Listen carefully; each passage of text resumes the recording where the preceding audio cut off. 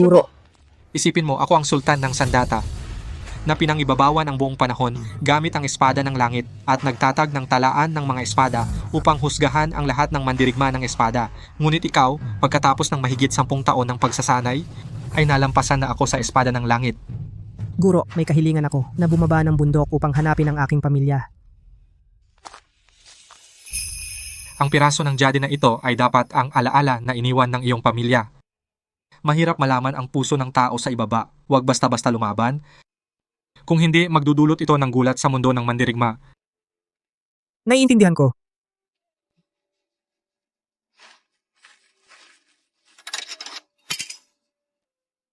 Ang espada ni Cheng Feng ay pinigilan pa rin. Wala siyang tila dantian. Hindi magamit ang panloob na lakas, ngunit siya ay isang pambihirang banal na katawan ng dragon sa loob ng 1000 taon. Sa buong mundo, wala nang makakatalo sa kanya. Itay, inay, paano ko kayo mahahanap?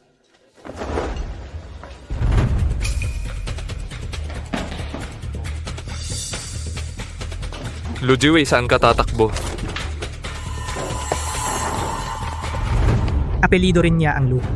Ang pamilya Gao, para agawin ang posisyon ng unang paaralan ng mandirigma, ay hindi nag-atubiling gumamit ng ganitong kahalay na paraan. Mayroon pa ba kayong kahit katiting na katarungan ng mandirigma? Maaari bang kainin ng katarungan? Ito ay ang awayan ng ating dalawang pamilya. Huwag isali ang mga inosenteng tao. Hayaan umalis ang binatang ito. Isang mabahong magkakatay ng baboy lang, patay na kung patay. Ikaw naman, ang cute mo pa pala. Binata, mamaya ay hahawakan ko sila. Tumakbo ka na!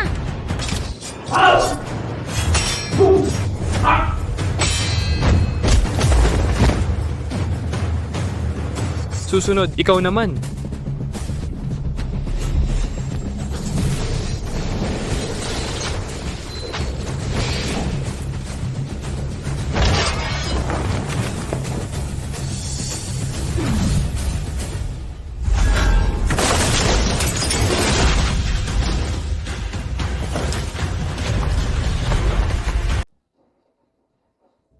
Binata, Miss Lu, gising ka na.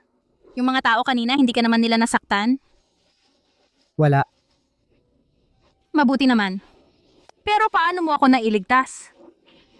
Tandaan mo, ikaw ang tagapagmana ng espada ng langit, huwag basta-basta gagamit, kung hindi, magdudulot ito ng kaguluhan sa mundo ng martial arts. Mula bata ako, nakatira ako sa bundok kahit wala akong dantian o panloob na kapangyarihan, pero magaling naman ang mga binti ko. Noon sinamantala ko ang gulo at binuhat kita tumakbo. Ganyan pala. Salamat binata sa pagligtas.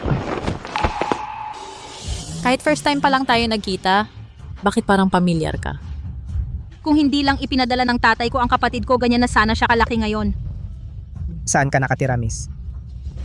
Baichuan Wuguan. Mga ninuno, hinihiling ko pagpalain ninyo si Xiaobao na maging ligtas at payapa. Kung kailangan niyang dumanas ng hirap, parusahan ninyo ako ang kanyang ina. Isang walang kwentang walang dantiyan, malamang patay na sa labas. Iniisip mo pa rin siya pagkatapos ng maraming taon? Madam, bumalik na ang binibini.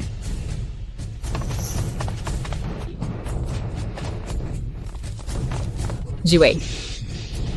Salamat, binata sa pagligtas sa aking anak na babae. Wala yun. Para kaming magkakilala ni Miss Lu noon pa. Isang maliit na bagay lang. Ano ang pakay mo sa lungsod ng ilog, binata? Dati, kasama ko ang aking guro sa bundok araw-araw, nagkakatay ako ng baboy. Ngayon pumunta ako sa lungsod ng ilog upang hanapin ang aking mga tunay na magulang. Pero hindi ko alam kung saan sila nakatira. Oo nga. Kaya, umaasa ako sa Jade na ito para mahanap sila.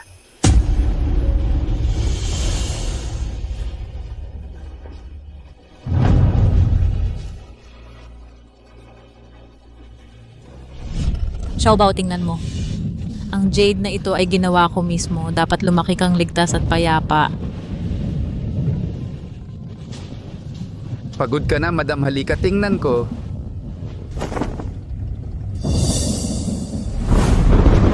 Wala siyang dantiyan.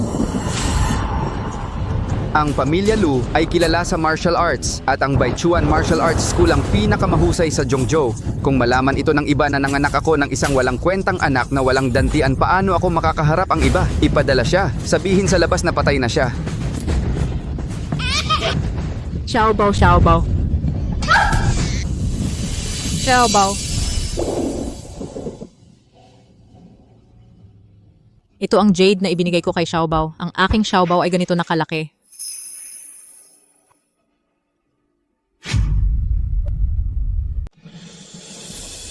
Kami.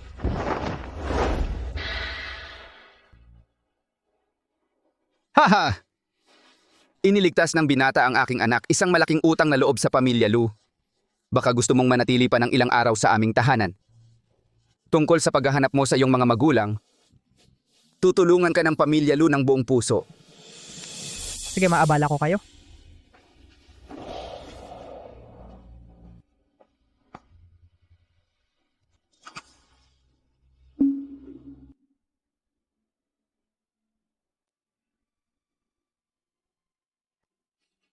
Nang ipakita ko ang jade pendant, ang reaksyon ni Ginang Lin ay tila labis na nasasabik. Pakiramdam ko rin, may likas akong pagkakaugnay sa kanya. Kilala ba niya ako?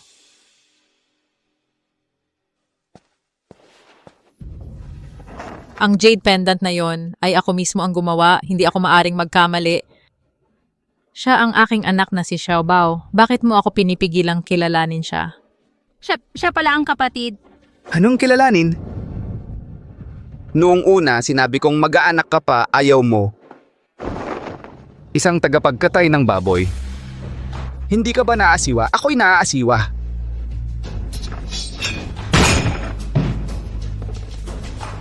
Kayo dalawa, walang sino man sa inyo ang dapat kumilala. Kung hindi, lalabas kayo ng pamilya Lu.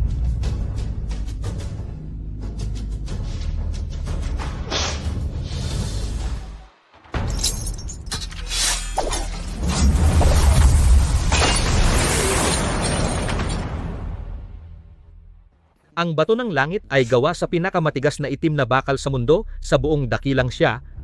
Tanging ang nangunguna sa talaan ng mga espada ang makakapag-iwan ng marka ng espada dito. Umuwi na tayo habang maaga at magsanay ng espada.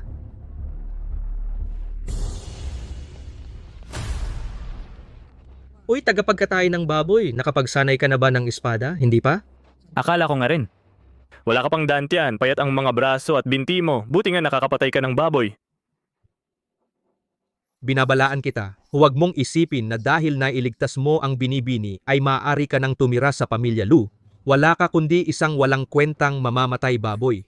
Sa amin, hindi ka talaga kabilang. Kung marunong ka, umalis ka na. Lakad. Tama ang sinabi ng master ko, mapalinlang ang mga tao sa paanan ng bundok, ang kabutihan ay hindi nasusuklian.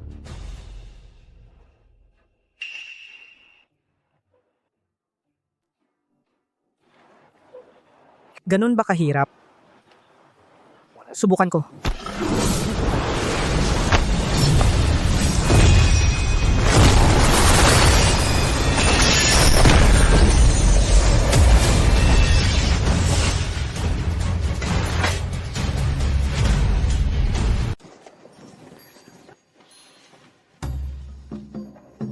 Binatang Lu. Ginang Lin.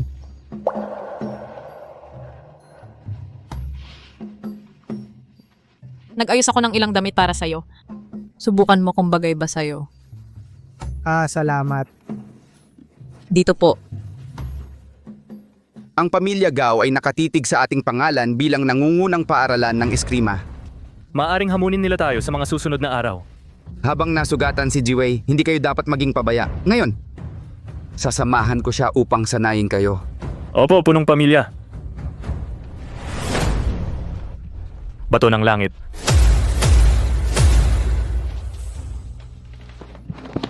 Bakit naging ganito ang bato ng langit? Pantay ang pagkakahati, ito ay nahati sa isang tabak.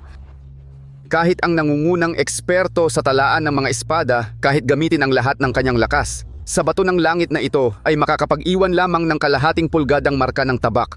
Ang taong ito ay nakapaghati ng bato ng langit sa dalawa. Ibig sabihin, mas malakas siya kaysa sa nangunguna sa talaan ng mga espada. Kung makukuha natin ang kanyang tulong, hindi na natin kailangang katakutan ang pamilya Gao. Punong pamilya, hindi ba nangangahulugan iyon na ang ating paaralang Baichuan ay makakabalik sa tuktok at mapapanatili ang reputasyon bilang pinakamahusay sa Zhongzhou? Totoo yan. Ngunit ang gayong dalubhasa, nasaan kaya ngayon? Ngayon si Cheng Feng lang ang dumating sa pamilya Lu. Siya kaya?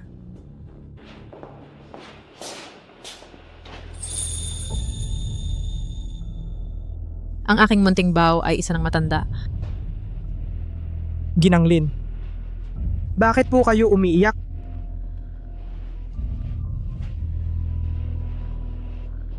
Halika.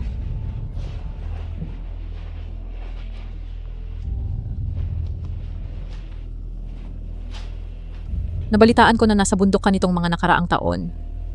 Mabuti ba ang iyong guro sa'yo at ang iyong mga kasamahan, inaapi ka ba nila? Mabuti naman sa akin ang aking guro. Subalit, sa aking puso hindi ko makalimutan ang aking mga mahal sa buhay. Lalo na ang aking ina. Gusto ko siyang tanungin kung bakit ako pinanganak. At iniwan ako. Ang anak ay laman ng ina. Paano hindi ka mamahalin ng iyong ina? Tiyak na hinahanap ka niya kahit saan.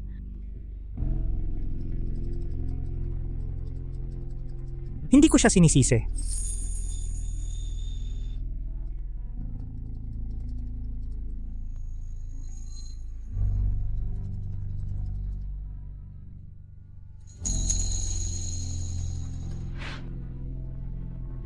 Tingnan mo ang iyong sarili, sobrang payat. Ang isang lalaki ay dapat kumain ng marami para maging malakas. Mahaba ang biyahe.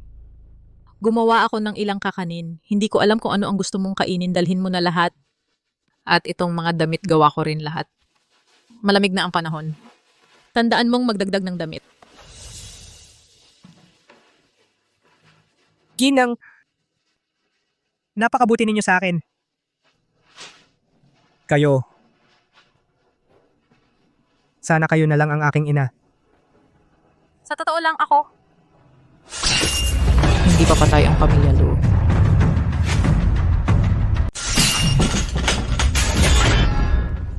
Oy, hindi pa patay ang pamilya Lu. Lin, ano ang gusto mong sabihin? Dumating na ang mga tao mula sa pamilya Gao. Walang dantian si Xiaobao. Hindi siya dapat madamay. Wala. G, Lu, kunin mo na ang iyong balutan at umalis ka na. May maliit na daan sa likod ng bahay ng pamilya Lu. Doon ka dumaan.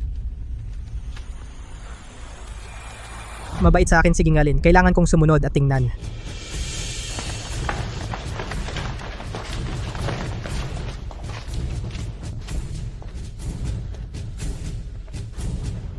Batang Lu, bakit hindi ka pa umaalis? Hindi ka marunong ng martial arts at wala kang dantian. Mas mabuting umalis ka na para hindi ka maapektuhan. Isang walang kwentang mamamatay baboy. Huwag kang makialam sa mga bagay ng mandirigma. Umalis ka.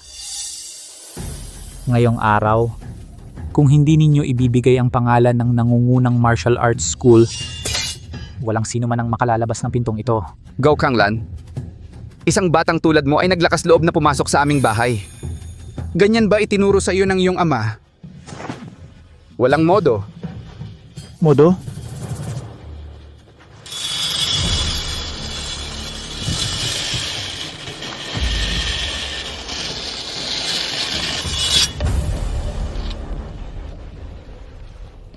Lu Zhenshan, sumuko ka na. Pwede ko kayong patawarin sa buhay.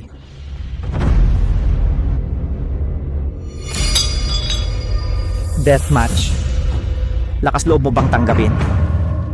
Magpapakita ng antas at magpapasya ng buhay at kamatayan.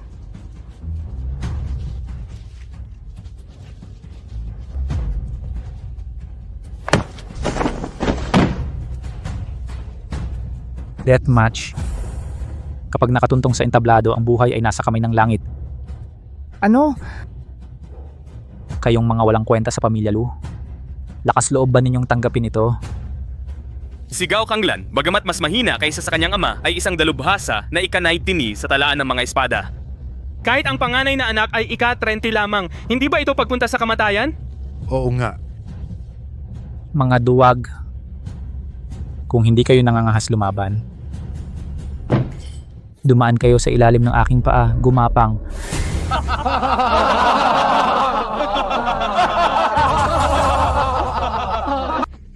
Ako ang lalaban sa iyo.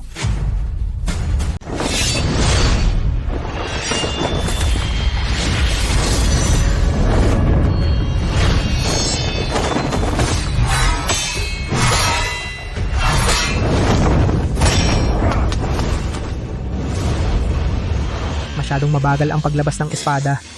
Bawat galaw mo ay butas.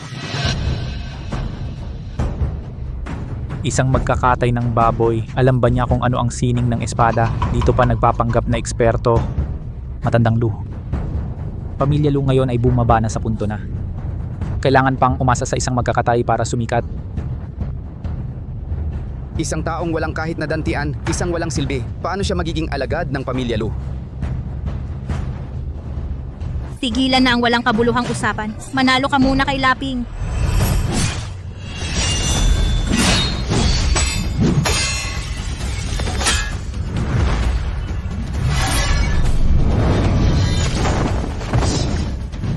Ang sining ng espada ni Gao Kanglan ay kilala sa pagiging matapang at malakas. Ang paglabas ng espada ay talagang mabagal. Ngunit si Cheng Feng ay walang dantian, hindi maaaring matuto ng martial arts.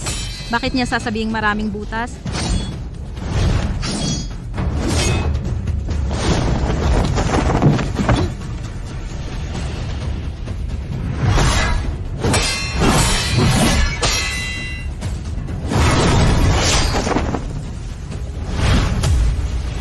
Ang pangit ng iyong sining ng espada. Paano ka mabubuhay dito? Laping, huwag mo siyang harapin ng direkta. Iwasan ang kanyang talim. Atakehin ang kanyang kaliwang binti. Tiyak na masisira ang kanyang galaw. Salamat sa payo, kuya. Magaling! Ang paraang ito para masira ang kanyang depensa kahit ako ay hindi nakakita. Ikaw ay talagang ang panganay na alagad ng pamilya Lu. Sumugod ka sa bitag na hinukay ng iba. Kailangan kong mag-isip ng paraan para bigyan sila ng babala.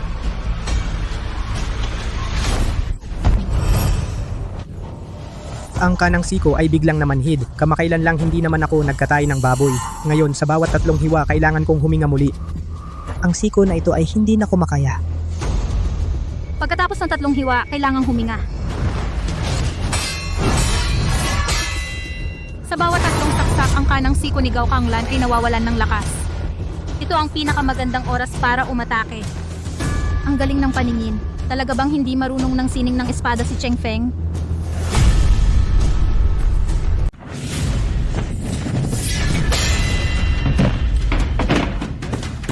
Laping, makinig ka sa akin. Putulin ang kaliwang binti niya. Sige.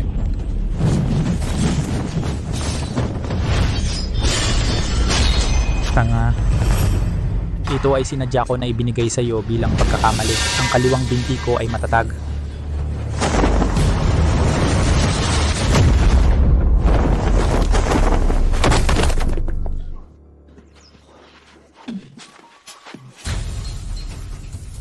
Hindi dapat. Paano nagkamali?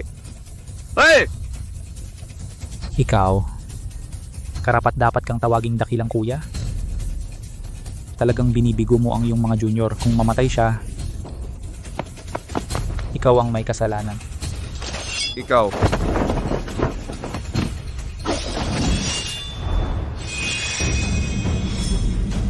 Sigurado akong hindi ako nagkamali. Tiyak na mali ang lakas ni Laping kanina.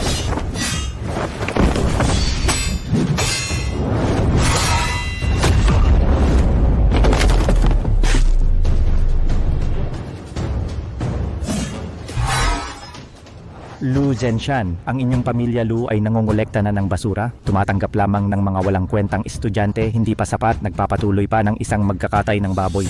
Ganyan ang klase sa aming pamilya Gao, hindi karapat dapat kahit na bantay pinto. Bato ng patayan. Kapag natapos na si Gao Kanglan ng 3 beses na pagputok, kapag medyo lumihis ang kanyang espada, atakehin ang kanyang kanang siko. Binibini ng pamilya Lu. Meron kang matalas na paningin.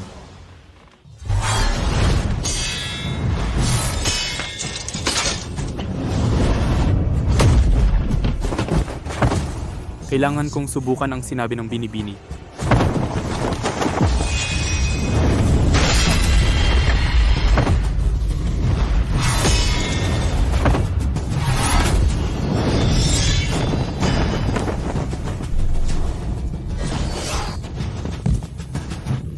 Ang aking kamay. Sige, Hindi ka nagkakamali, anak ni Lu Zhenshan.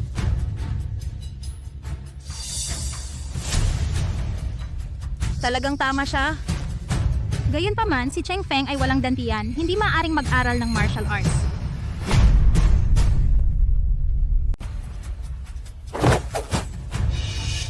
Got Yong Wei, natalo ka. Dalhin mo ang mga taong ito at umalis sa pamilya Lu.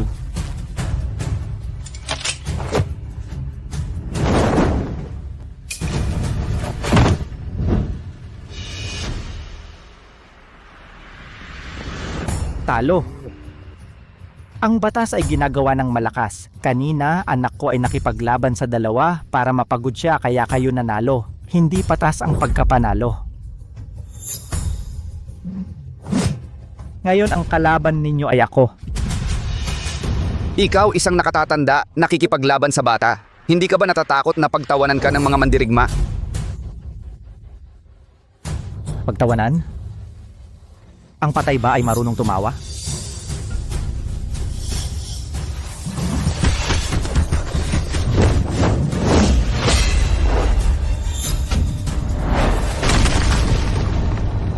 Bato ng patayan. Ito ang talaan ng mga espada. Ang lakas ng ika-10 pwesto, panganay na mag-aaral ay hindi man lang nakayanan ng isang suntok. 20 taon na ang nakalipas, ang pamilya Lu ay maituturing pa bilang unang pamilya ng gitnang lalawigan. Lumipas ang panahon? At ngayon ay nasa panganib na. Kayong mga langgam na nagbabantay sa lumang karatulang ito, ayaw ninyong ibigay ang paaralan ng Kung Fu. Huwag ninyong sisihin ako kung maging malupit ako.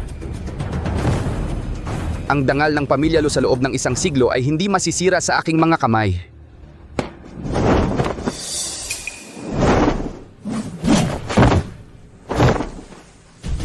Lu Zhenshan, sa mga nagdaang taon, ikaw ay nagpapagod para sa kabuhayan ng pamilya Lu. Pagod na pagod ka sa pagtatrabaho. May lakas ka pa bang humawak ng espada? Upang harapin ka, sapat na sapat ako.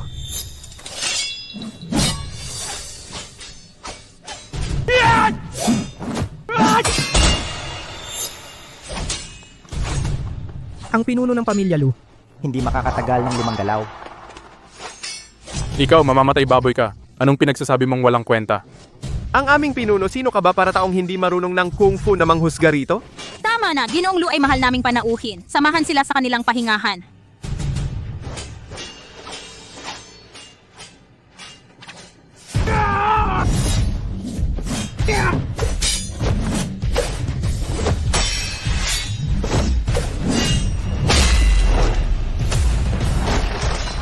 Zhenshan.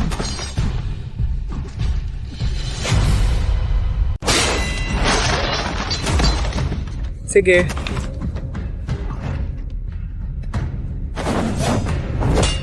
Zhenshan. Matandang lalaki, ang hina mo naman. Sino pa sa pamilya Lu ang makakatalo sa tatay ko? E di sabay na kayo. Ako na. Jiwei, hindi kaya ng tatay mo. Wag. Nanay taga-pamilya Lu ako. Kahit hindi ko kaya, kailangan ko pa rin pumunta.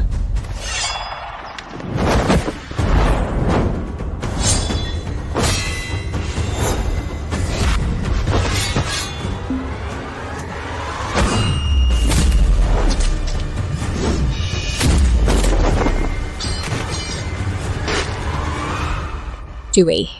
Ikaw ay pang 30 lang sa talaan ng mga espada. Paano ka makakalaban sa tatay ko? Mas mabuting sumuko ka na lang. Pwe. Panaginip.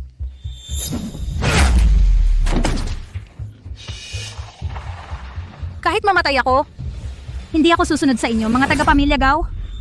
Naghahanap ka ng gulo. Jiwei. Mukhang ngayon, Talagang walang makapagligtas sa pamilya Lu.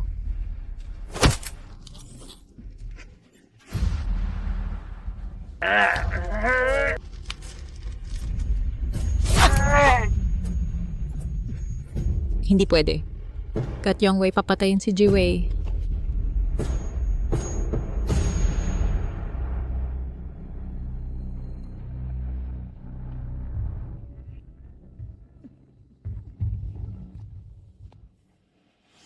Cheng Feng.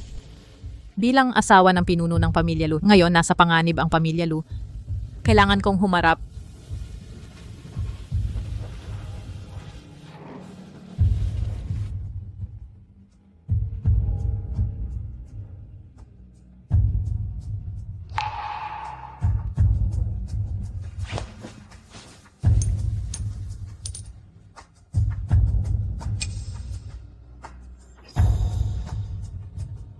Sa totoo lang, ako ang ina na hinahanap mo.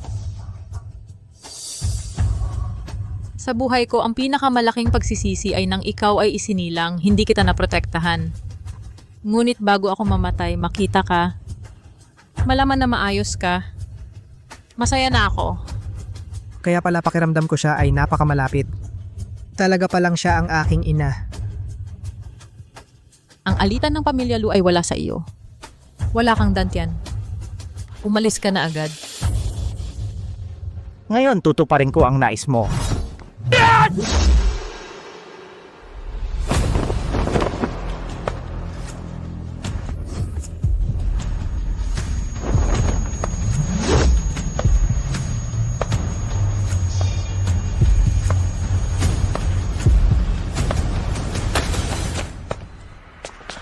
Xiaobao.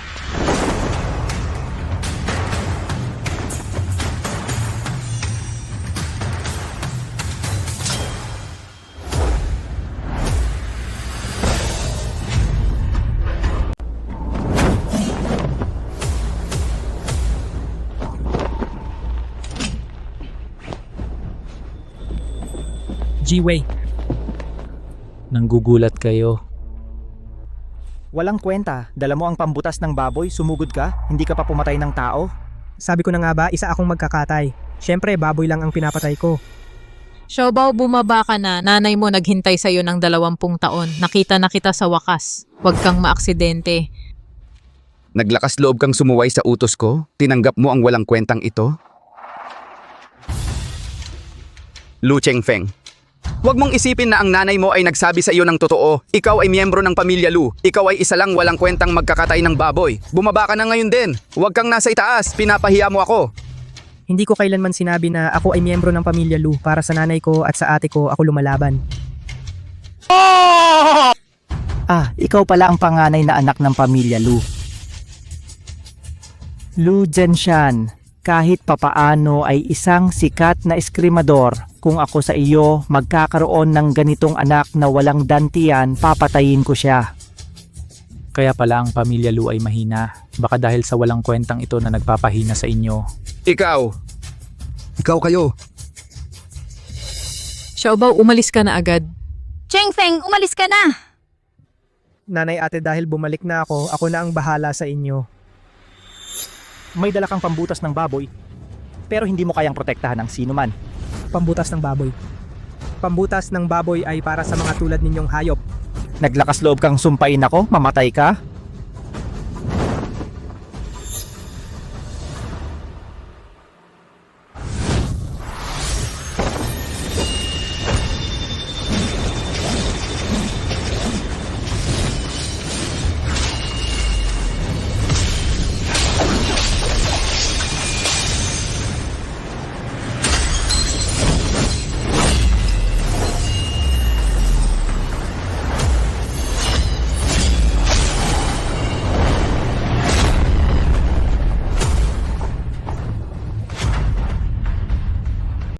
Tatay, Hindi.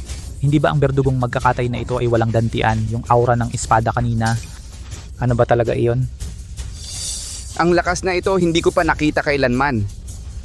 Marahil kung ihahambing sa espada ng langit ay hindi rin papahuli. Itong si Lu Chengfeng ay isa lang walang kwentang berdugo. Paano siya naging napakalakas? Mali. Tiyak na swerte lang siya. Si Cheng Feng ay nakaya pa na madaling talunin ang ika-10 sa talaan ng mga espada. Kaya naman niya nakita ang butas ni Gao Kanglan. Ang pag-alis natin sa inn ay hindi kasing simple ng sinabi niya. Sabi mo lang kanina, sino ang naghahanap ng gulo? Sino ka ba talaga? Sino ako? Hindi mo karapat dapat malaman. Ngunit kayo naglakas loob na saktan at insultuhin ang aking pamilya. Dapat managot. Hi! Huwag kang lalapit. Ako ang batang amo ng pamilya Gao. Ikaw, alam mo ba kung sino ang aking tiyuhin? Ang pangwalo sa talaan ng mga espada, si Gat Yongan. Siya ay lalabas na sa pagsasanay. Pangwalo sa talaan ng mga espada. Basta parang wala lang. Ikaw, Kahit na ang tiyuhin mo ay number 1 sa talaan ng mga espada, kahit dumating siya ngayon, hindi kanya kayang protektahan, sabi ko. Sinong may lakas ng loob na saktan ang pamilya Gao?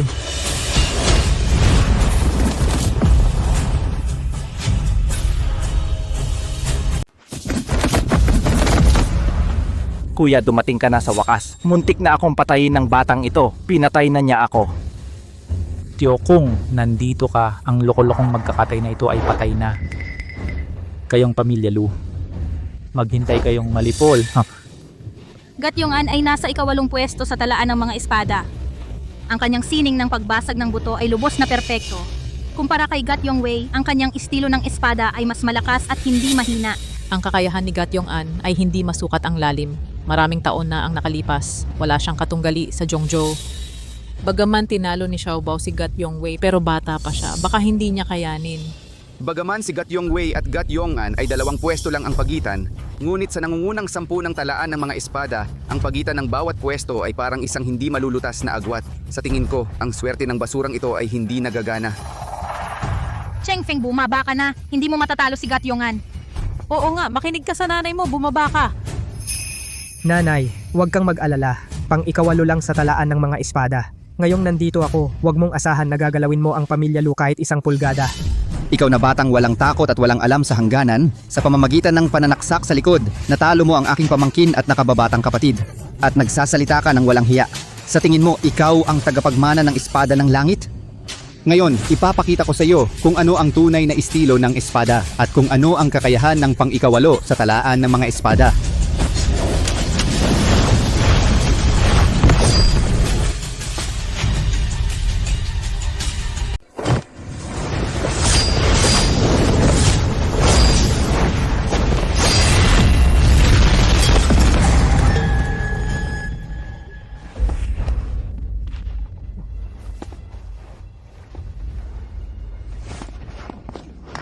Kuya Tio, Natalo niya si Gat Yong-an na pangwalo sa talaan ng mga espada.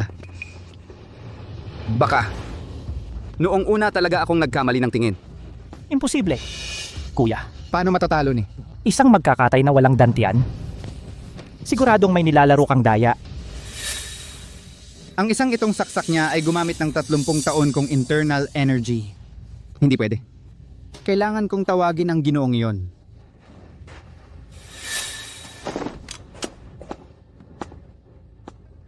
Ikaw ay talagang isang walang kabuluhang walang dantian. Paano magkakaroon ng ganitong malalim na kakayahan? Imposible ito. Iyon ay dahil masyadong makitid ang pananaw mo. Sino mang nag-aaral ng martial arts ay makikitang wala siyang dantian. Paano siya nakapagsanay ng internal energy? Baka siya ay isang henyong minsan lang sa 1,000 taon. Kahit gaano ka kagaling sa martial arts, ano ngayon? Ang pamilya Lu ay nasa huling hininga na. Mapoprotektahan mo sila sa ngayon, ngunit hindi ka sa maraming eksperto ng pamilya Gao makakaahon sa pagkubkob. ikaw magkakatay ng baboy. Para sa pamilya Lu, hindi ka ba isang ganap na pabigat? Kung hindi dahil ipinanganak kang walang dantian ang iyong ama, ang iyong ina, bakit kanila itinapon sa ilang na bundok?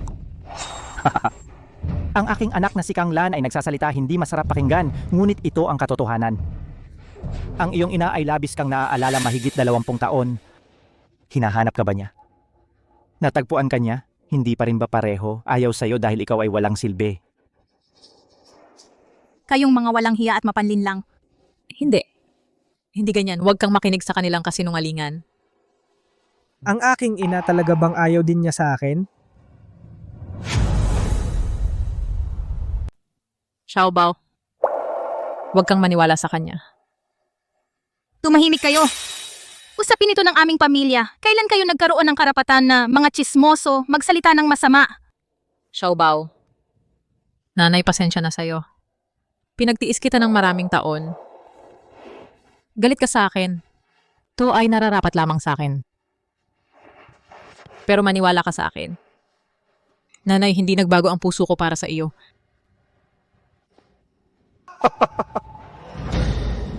Masyado akong nagkamali. Ang pagtatapon sa iyo noon ay desisyon ko. Ano ang galit mo? Diretso mo sa akin. Pero ang iyong ina at ate at ang pamilya Lu ay nangangailangan sa iyo.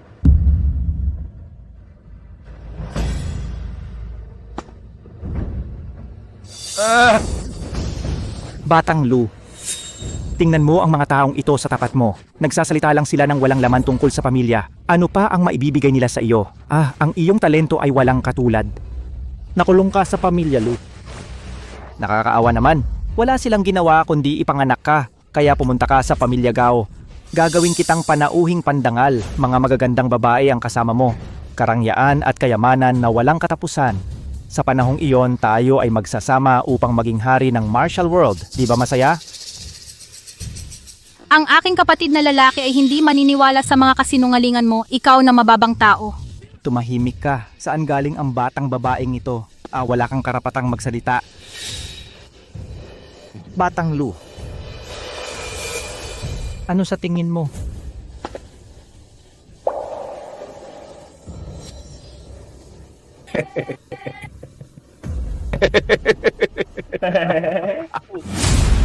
Wala namang espesyal. Ilang araw akong nakasama sa kanila. Anong klaseng tao sila? Mas alam ko kaysa kanino man. Sila ang aking pamilya. Walang sino man ang kailangang mang-away sa amin. Xiao Bao. Ikaw na walang utang na loob na hayop, wala kang dantiyan. Ang trato naming ibinigay sa iyo ay para sa ordinaryong tao na pinapangarap ng marami. Ikaw. Gusto mo talagang maging kaaway ng pamilya Gao? Sana bigyan ka pa ng isang pagkakataon. Kung gayon, mamatay ka kasama ng pamilya Lu. Natalo ka na kay Cheng Feng. Lalaban ka pa ba? Oo, natalo ako. Ngunit ang pamilya Gao ay hindi natalo. Ang iyong estilo ng espada maaaring talunin ang aking sining ng pagbasag ng buto. Pero kung ang espada ng langit? Espada ng langit. Tama. Ang inimbitahan namin si Lin Qingping ay papunta na rito.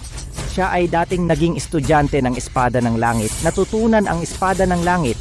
Siya ay isang tunay na master ng espada. Si Lin Qingping ay ang numero 1 eksperto sa talaan ng mga espada. Nagawa ng pamilya Gao na iimbita siya. Balita, siya ay naperpekto na ang unang galaw ng Espada ng Langit, walang kalaban. Si Lin Qingping ay itinuturing na isang henyo na bihira sa 100 taon. 28 taong gulang pa lamang. Gamit ang unang galaw ng Espada ng Langit, naging number 1 sa tala ng mga espada. Ang kanyang hinaharap ay hindi matatawaran. Ang pangalang ito ay pamilyar. Parang narinig ko na ito sa ibang lugar.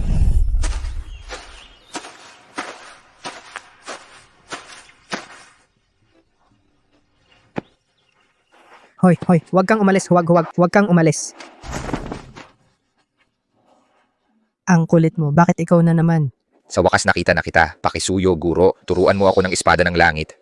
Siya ay may magandang talento, sumunod sa akin sa loob ng 6 na buwan. Kahit saan ako magtago, mahahanap niya ako. Marahil ito ang sinasabi ng guro na taong may karma.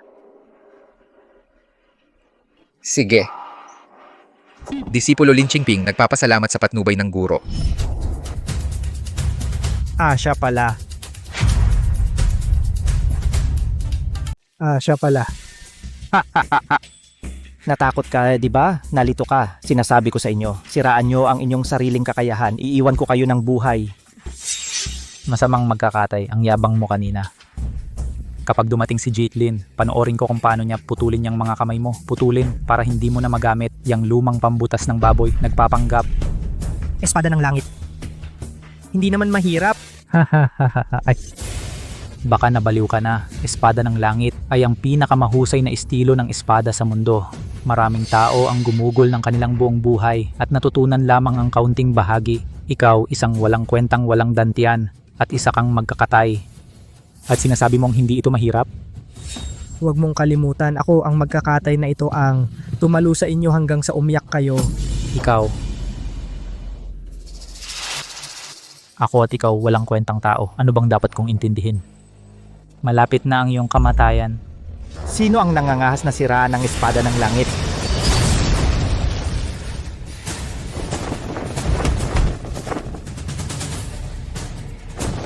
Hahaha. Jilin. Ito ang walang kwentang tao. Hindi lang siya nanira sa espada ng langit. Sinabi pa niyang hindi mahirap ang espada ng langit. Sobra na ang kayabangan. Turuan niyo siyang leksyon. Jilin. Itong bata ay hindi alam ang kanyang lugar. Nambabastos sa espada ng langit. Mangyaring ipagtanggol ang espada ng langit.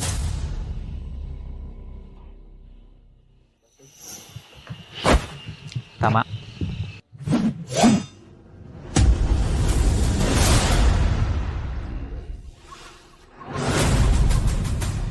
Walang kwenta. Kanina mo sinabi na hindi mahirap ang espada ng langit. Bakit ngayon na nakita mo si Jilin?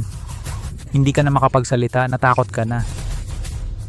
Pagkatapos kayong turuan ni Jilin ng leksyon, aalisin ko ang iyong kakayahan at gagapusin ko ang iyong ina at ang iyong kapatid na babae sa pamilya Gao. Hayaan ang lahat ng alipin ng pamilya Gao na maglaro sa kanila. Sinaktan mo ako. Jilin, ano ang ibig sabihin nito? Ang alagad na si Lin Qingping ay yumuyuko sa guro. Guro.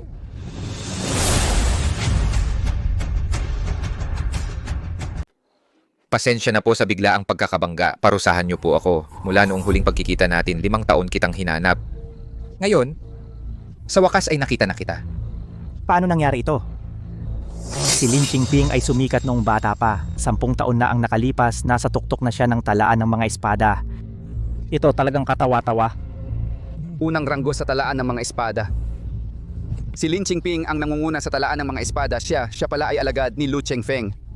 Ito.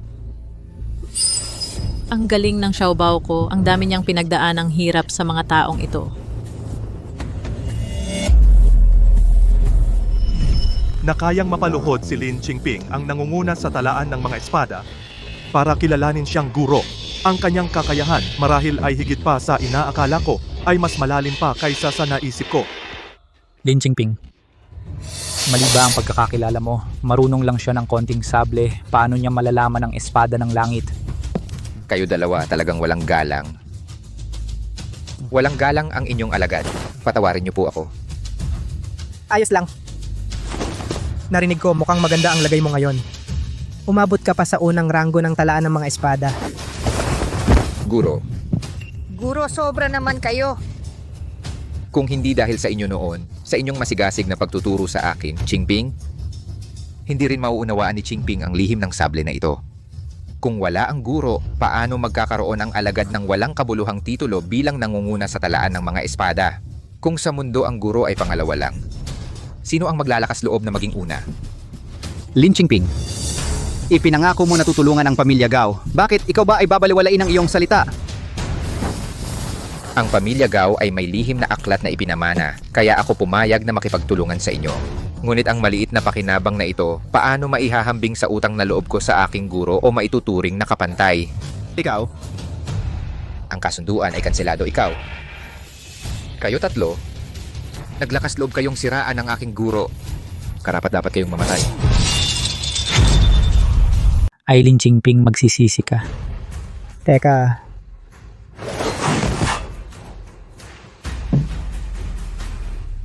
Kahit masama ang ginagawa nila, hindi naman sila dapat patayin. Alisin ang kanilang kapangyarihan. Sapat na ang maliit na parusa. Opo, alagad, susundin ko ang turo ng guro.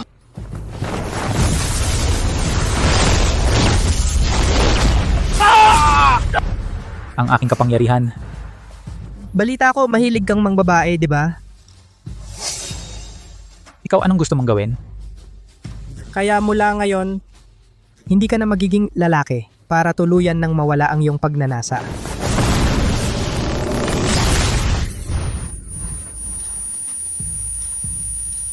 Anak, Umalis kayo sa pamilya Lu. Kung hindi, sisihin ninyo ang sarili ninyo. Layas. Kayo? Mga walang utang na loob.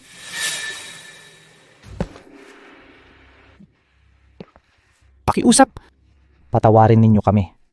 Kaming Pamilya Gao, mas gusto naming para sa Pamilya Lu, maging alipin at susunod sa kanilang pamumuno. Noong ininsulto mo ang aking pamilya, hindi mo naisip na darating ang araw na ito? Teka,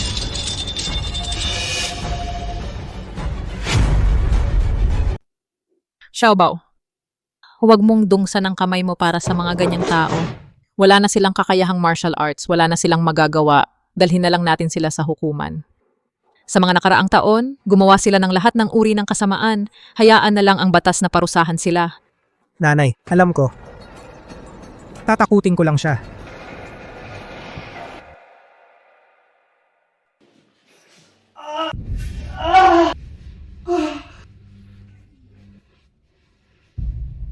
Ang bastardong si Lu Chengfeng.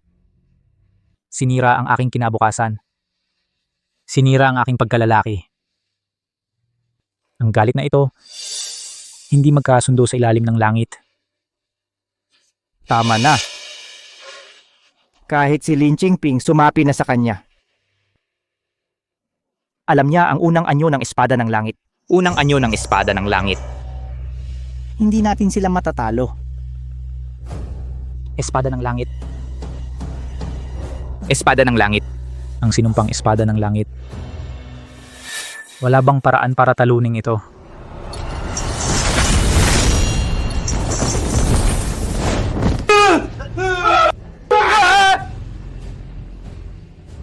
Gusto niyong maghiganti? Oo, gusto ko. Pakiusap, sabihin ninyo sa akin nakatatanda. Kung gayon, sabihin ninyo sa akin. Ang sinabi ninyo kanina tungkol sa espada ng langit na ito. Ano ba talaga ang nangyari?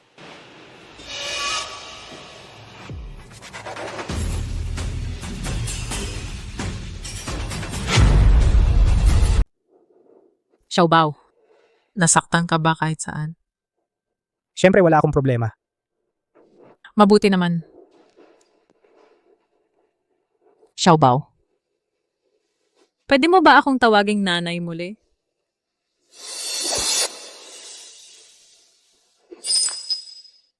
Nanay, Oh?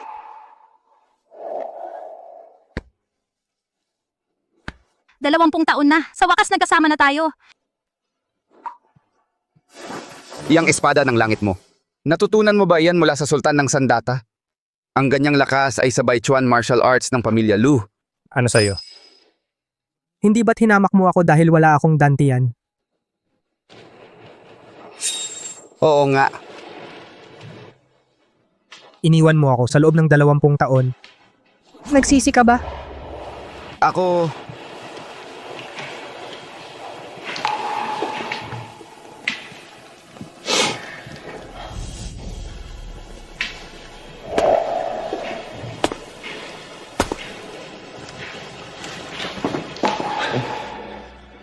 Baka talagang nagkamali ako.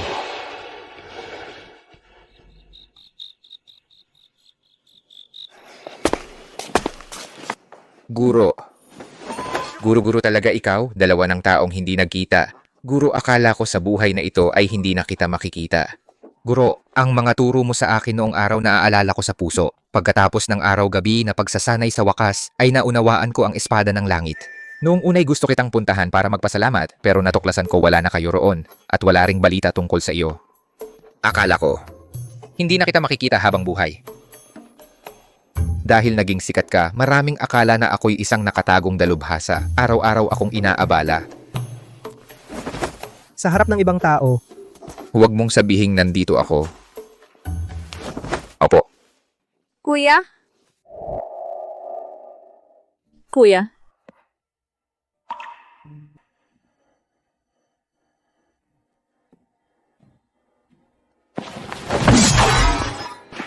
Sino ka?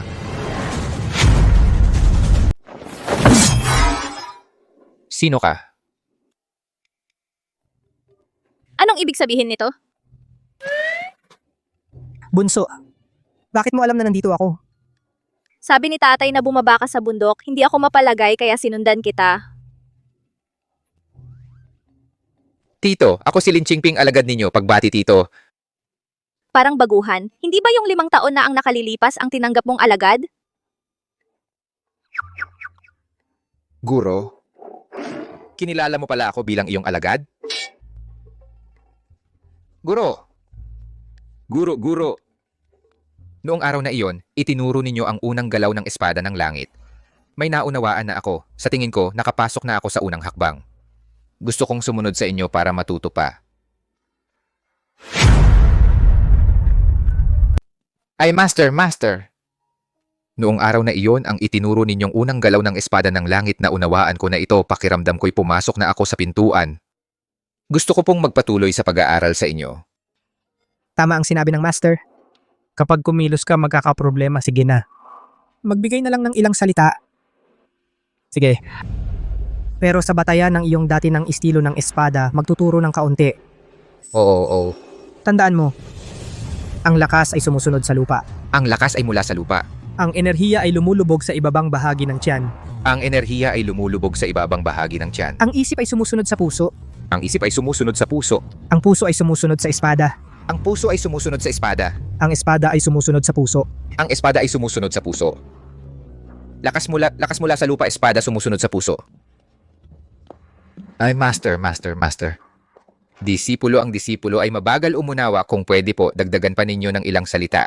Ang alagad mong ito, paano? Kuya, may ipinabibigay sa'yo ang tatay ko. Tara, ay, Master. Gusto mo lang siyang lokohin para samahan ako, 'di ba? Umalis na lang ng ganyan.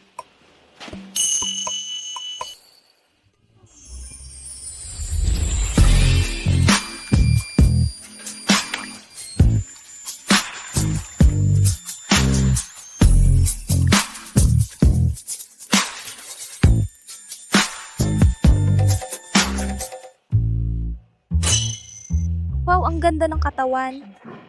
Tito. Ano ang pinag-aaralan mo? Isang malalim na paraan ng pagmamasid? Sino yan sa labas? Mauna na ako.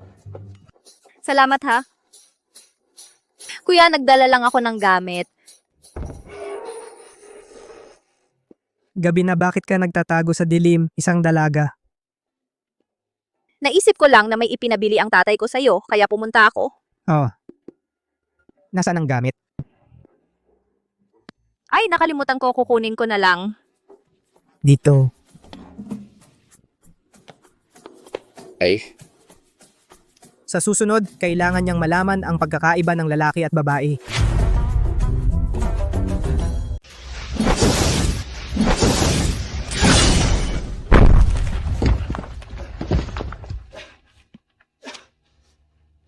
Walang kwenta. Pabigla-bigla, walang focus. Sa ganyang kakayahan mo, paano mo matatalo ang espada ng langit? Nasira ang aking kapangyarihan. Inalis niya lahat ang aking kapangyarihan. Hindi ako papayag. Lu Chengfeng, ang kahihiyang idinulot mo sa akin, babalik ko sa iyo ng 1,000 beses. Ang espada ng langit, hindi basta-basta kalaban.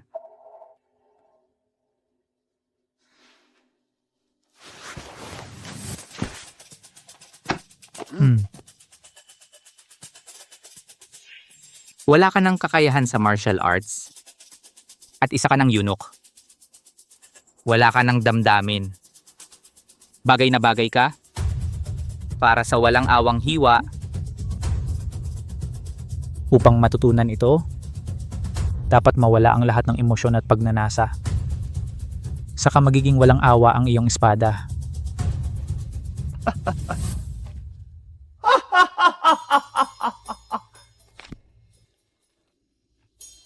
Lu Chengfeng. Kapag natapos ko na ang pagsasanay, gagawin kitang pira-piraso.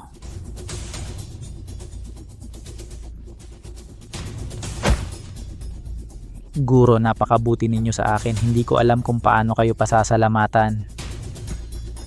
Lumapit ka.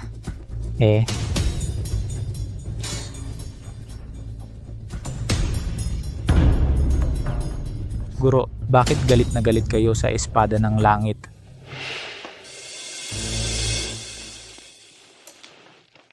Siyempre, kasalanan ng aking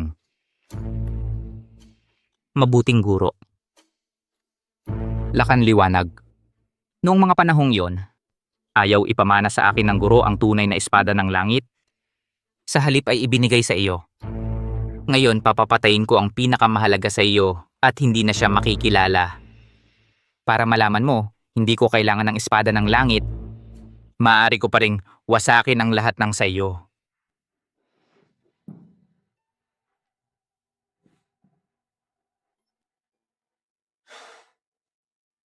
Huwag kang mag-alala, pansamantala akong namamahala sa paaralan. Nagretiro si Itay sa bundok.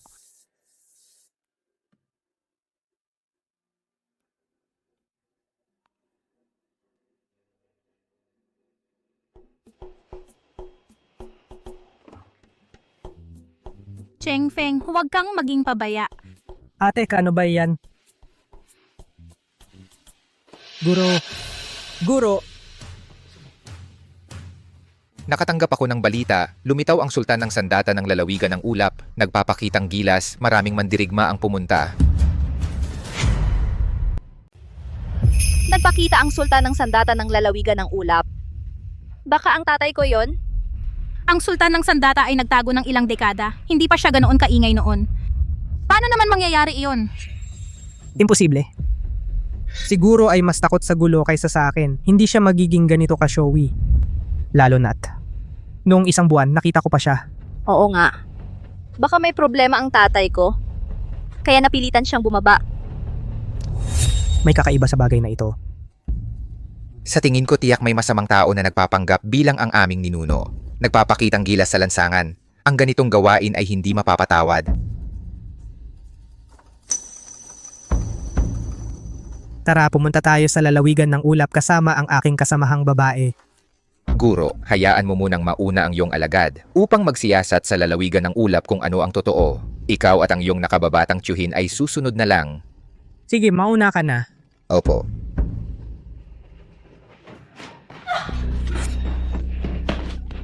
Mga binata, tulong! Si Espada ng Langit ay nagustuhan ka. Ito ay isang malaking biyaya para sa iyo. Sumama ka na lang sa amin ng maayos.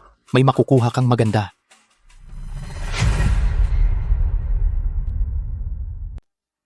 Nag-aalala ako kung saan makakakuha ng impormasyon. At ngayon, dumating na mismo.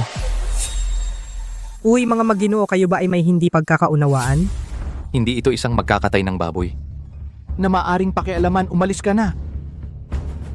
Ang sinasabi ninyong sultan ng sandata, ang sultan ba ganitong mapang-api at malaswa? Saan galing ang magandang lalaking ito? Sino ka ba? Bakit ka nakikialam sa gawain ng sultan ng sandata? Sa tingin ko, gusto mo nang mamatay. Bitawan mo ang babaeng iyon. May magandang dalaga pa pala. Kuya, maswerte tayo ngayon. Umalis ka kung hindi isasama kita at iaalay sa sultan ng sandata. Subukan mo nga.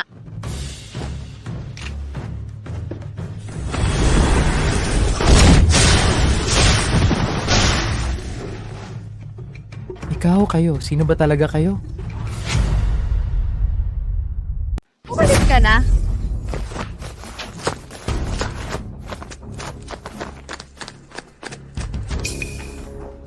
Maraming salamat sa tulong ninyong dalawa. Ako si Dayang Ulap. Labis akong nagpapasalamat.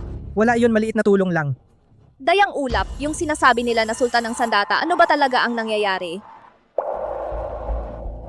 Mahaba ang kwento. Noong nakaraang buwan, may balita sa mundo ng mandirigma na lumitaw ang sultan ng sandata sa lalawigan ng ulap.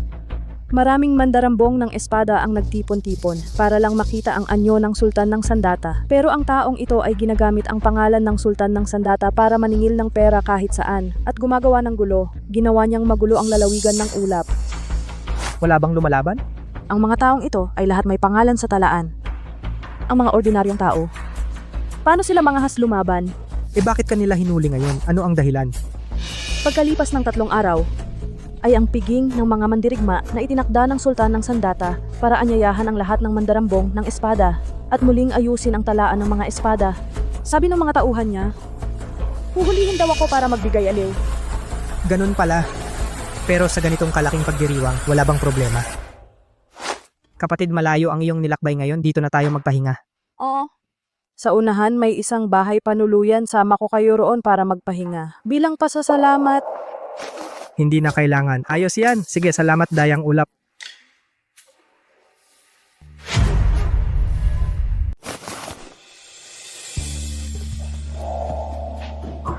Huwag ka nang maglaro. Ginoo, nahulog ang loob ko sa inyo sa unang pagkikita. Nais kong maglingkod sa iyo habang buhay. Binibining Liu, ay hindi pwede to. Isang tagapagkatay lang ako ng baboy. Paano ako magiging karapat-dapat sa isang kagandahang tulad ni Binibining Liu at saka may minamahal na ako? Si Binibining Fang ba? Wala akong pakialam. Ikaw. Ikaw. Sa wakas ay kumilos ka na. Alam mo na mula pa sa simula na kasama ko sila. Ang iyong mga hakbang ay magaan at matatag. Ang iyong paghinga ay malalim at pantay. Halatang may pinag-aralan kang martial arts, hindi ka ordinaryong tao. Ang tatlong iyon ay hindi laban sa iyo. Higit pa riyan, pumunta ka sa aming direksyon. Sinadya mong tumakbo papunta rito. Mukhang minamaliit kita. Ang kanyang lakas ay hindi ko talaga maintindihan. Sabihin mo. Sino ang nagpadala sa iyo? Ang bilis mo tumakbo ah. Simula nang lumitaw ang sultan ng Sandata, parang may isang kamay na patuloy na nagtutulak sa atin sa likod. Sino kaya ang nasa likod nito? Kuya, hindi ka ba nahulog sa babae na yon? Bakit parang biting ka pa? Imposible. Buti naman kuya, akin lang dapat siya. Lumabas ka muna, magpapalit ako ng damit. Sige, bilis.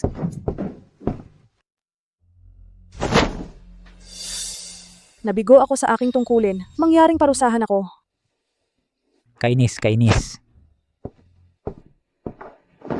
Mahal na Panginoon, pakiusap, huminahon kayo. Tutulungan ko kayong pakalmahin ang inyong galit.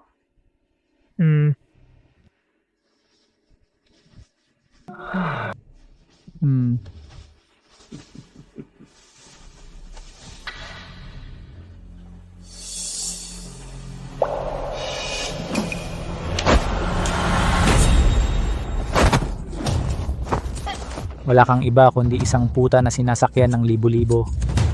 Anong karapatan mong hamakin ako? Panginoon, may silbi pa ako. Marunong akong mag-iba ng itsura. Pansamantala, iiwan kitang buhay. Lumayas ka. Opo. Lu Chengfeng, ang away natin ay hindi magbabago.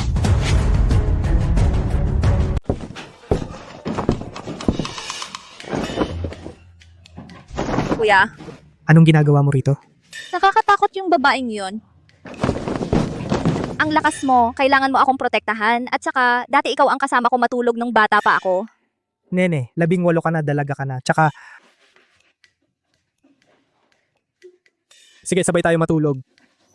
Ikaw lang kuya ang nag-aalaga sa akin. Sige, matulog ka na. Anong ginagawa mo? Maglalatag ako sa sahig. Kung hindi, bumalik ka na sa sarili mong kwarto.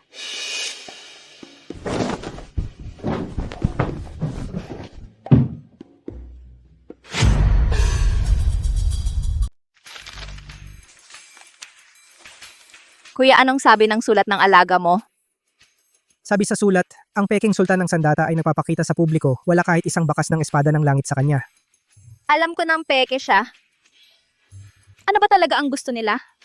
Ang galing ng bitag na ito. Kuya, hindi ba ikaw ang target nila?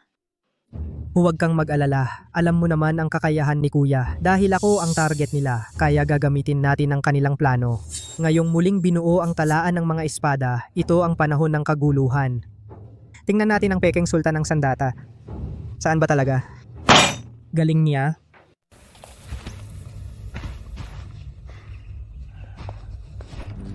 Sandali lang, dalawa.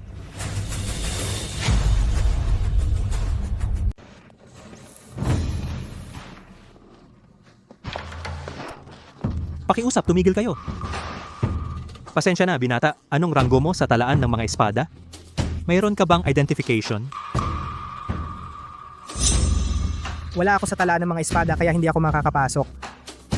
Kung gayon, kailangan ng isang dalubhasa mula sa talaan ng mga espada bilang iyong tagapanagot. o gumamit ng bato ng pagsubok hanggat ang iyong espada ay pumuputol sa tamang lalim, makakapasok ka rin. Si Lin Qingping, bakit hindi niya sinabi ang patakarang ito? Ang nasa talaan ng mga espada, siya lang ang kilala ko. Ang aking tagapagrekomenda ay si Lin Qingping.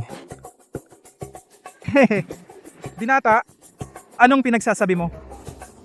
Yon ang numero 1 sa talaan ng mga espada, si dakilang Lin Qingping. Paano mo siya makikilala, ikaw na walang pangalan?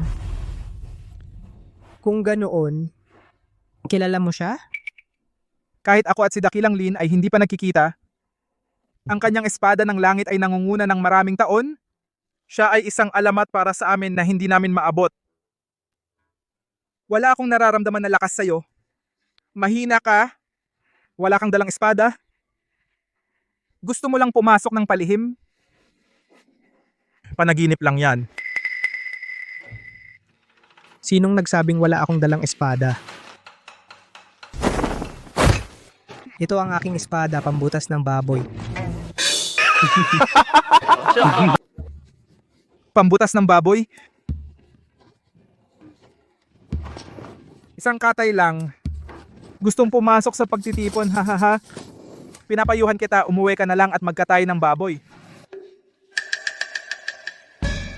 Tama na dahil wala kayo sa talaan ng mga espada at walang katibayan. Umalis na kayo, huwag kayong makikialam. Ikaw? Sandali lang. Sinong nagsabi na wala ako sa talaan ng mga espada? Ay wala akong karapatang pumasok?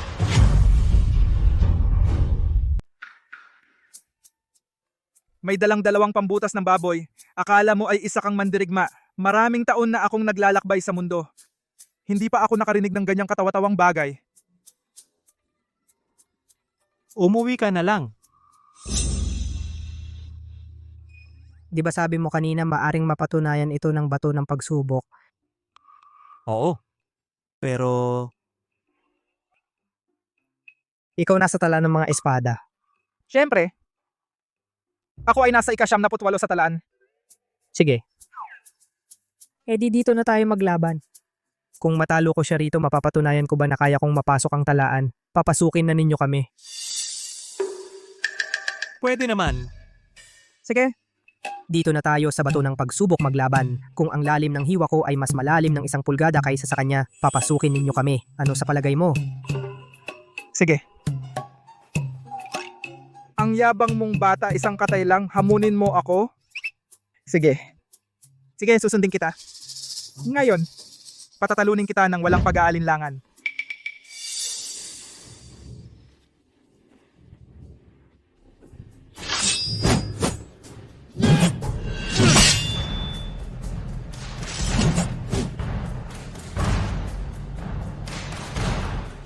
Apat na talampakan at 8 pulgada.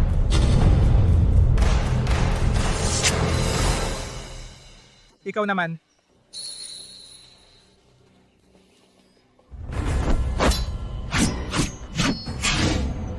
Kahit matalas ang pambutas ng baboy, ano silbi?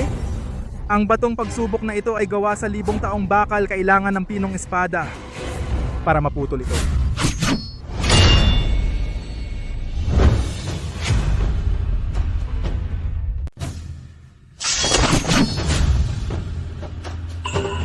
Mas malalim ako sa kanya ng 1 pulgada. Nanalo ako. 4 na talampakan at 9 na pulgada. Sobra lang ng 1 pulgada. Imposible. Talagang imposible ito. Sabi ko na nga ba, may kakayahan tayo mula sa talaan ng mga espada. Patawarin mo ako, hindi kita nakilala. Tuloy kayo mga Ginoo, paumanhin sa abala kanina. Sana ay patawarin ninyo ako. Tuloy?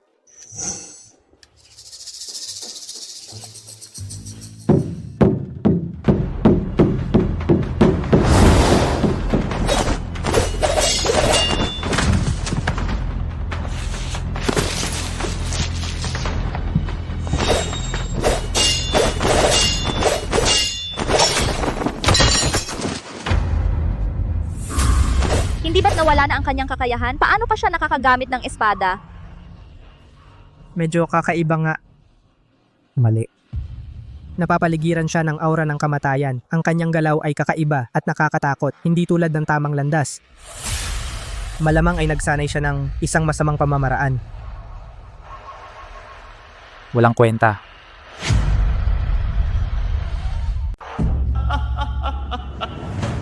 Sino pa ba? Ang mga nasa talaan ng mga espada ng lalawigan ng ulap, wala ba ni isa sa inyo ang makakalaban sa akin? Gao Kanglan, panalo.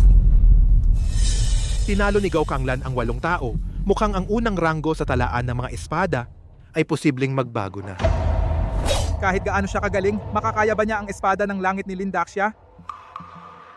Ang kapangyarihan ng espada ng langit ay hindi basta-basta matatalo.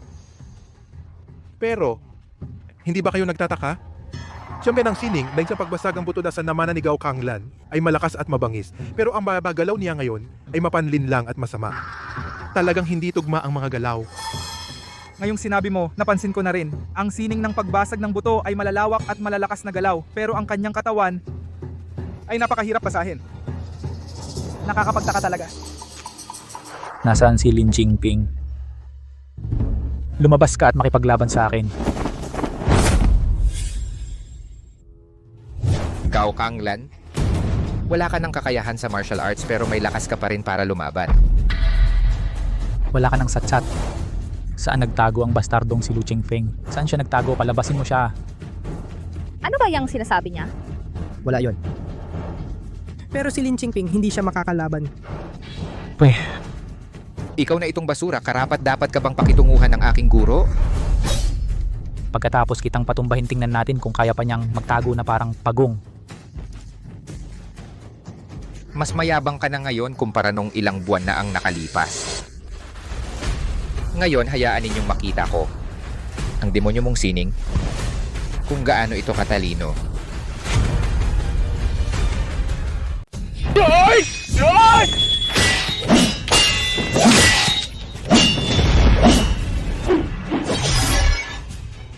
Napakalason at kakaibang estilo ng espada. Sa loob nito ay may kasamang masamang aura na parang nakakasira.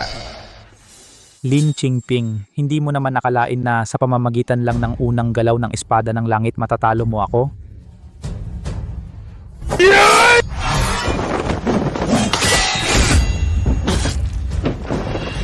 Unang ranggo sa talaan ng mga espada? Wala lang yan. Itong si Lin Jingping ay nasugatan? Paano nangyari yan? Itong si Gao Kanglan, ano kaya ang masamang sining na kanyang sinanay? Ang sining na ito. Para bang narinig ko na ito sa isang lugar.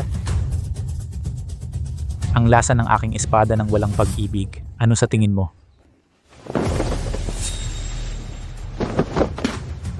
Espada ng walang pag-ibig. Hindi ko pa narinig. Iyan ay mga sining na nakakasakit sa iba, ngunit hindi sa sarili, mga demonyong sining lamang. Ang mga sining na ito ay hindi tinatanggap ng tamang landas. Espada ng walang pag-ibig. Walang pag-ibig, walang pagnanasa, putulin ang lahat ng alalahanin upang makuha ang pinakamataas na kapangyarihan. Ang napakalalim na estilong ito. Ikaw, isang ordinaryong tao, paano mo mauunawaan ang kagandahan nito? At saka, ikaw, isang walang kwentang tao na nag-aral sa isang magkakatay, ano ang maituturo niya sa iyo? Kahit gaano kakagaling, ikaw ay mananatiling alagad ng isang walang kwenta.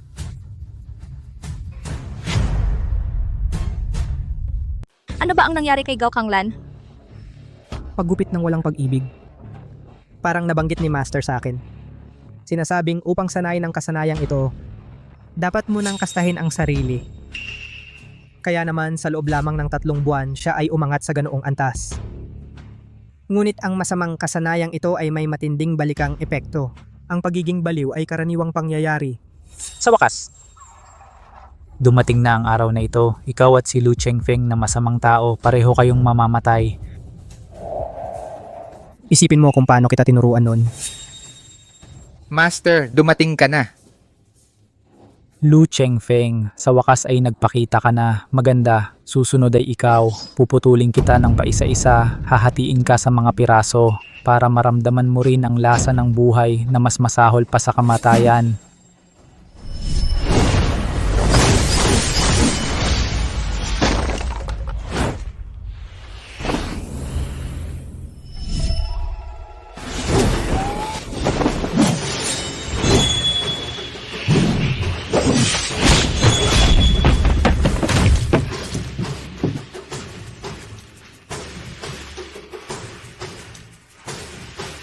Paano nangyari iyon?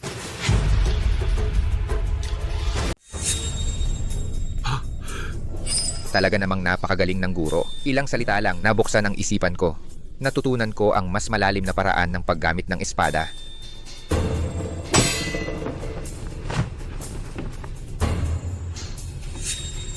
Imposible. Paano ako matatalo? Sa huli, maling landas ito. Hindi makakapantay sa espada ng langit.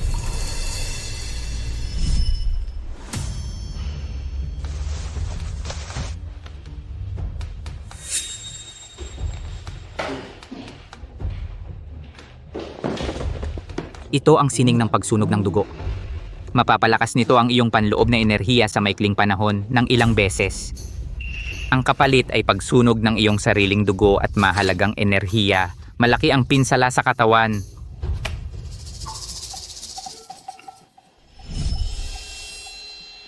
Lin Qingping, mamatay ka na.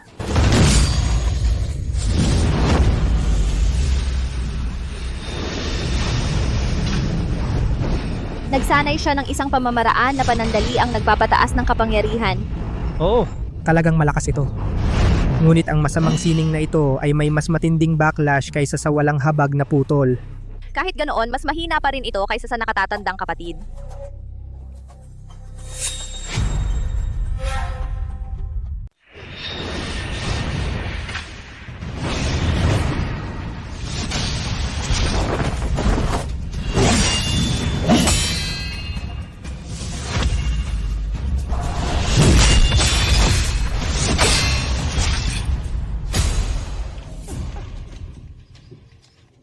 Ano? Nangunguna sa tala ng mga espada. Ganyan lang ba ang kakayahan mo? Kaya mo pa bang tumayo?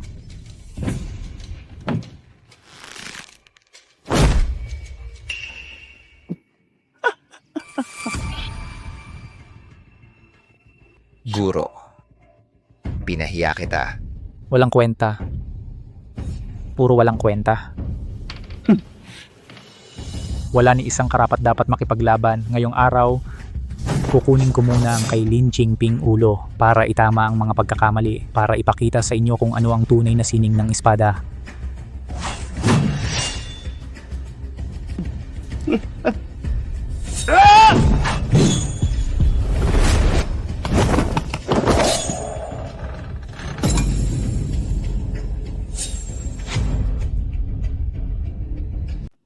Ang disipulo ko. Wala ka pang karapatang turuan ako.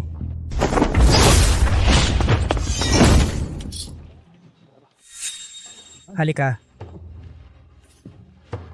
Pagod ka na, susunod. Ako na ang bahala.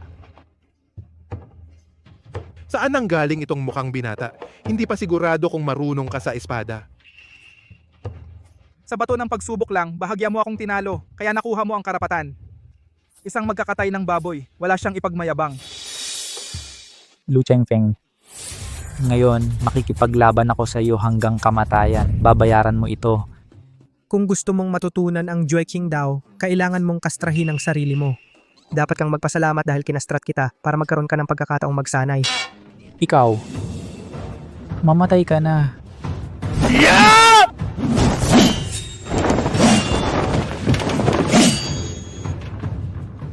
Masyadong mabagal.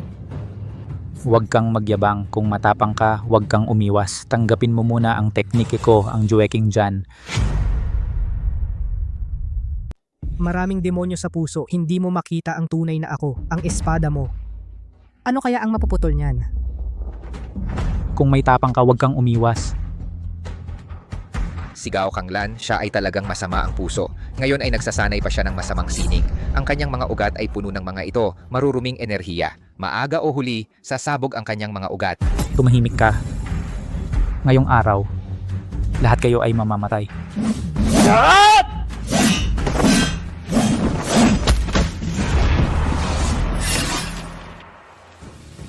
Susunod, ipakikita ko sa iyo kung ano ang tunay na espada ng langit.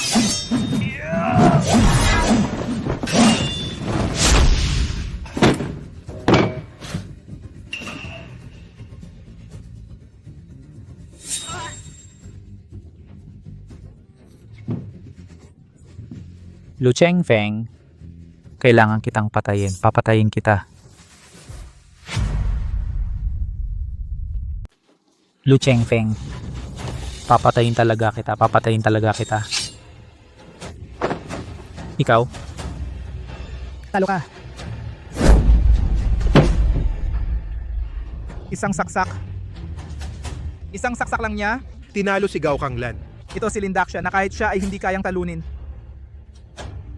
Napakabata na henyo. Kanina ako ay bulag at naglakas loob ng mangot siya. Sa ganitong dalubhasa. Sino ba talaga siya? Ang laban na ito, si Lu Chengfeng ang nanalo. Sultan ng Sandata. Ang unang pwesto sa talaan ng mga espada, ano ang dapat na desisyon? Kung walang ibang lalaban, ang unang pwesto sa talaan ng mga espada ay ang binatang ito. Kung gayon, ipinapahayag ko, sandali.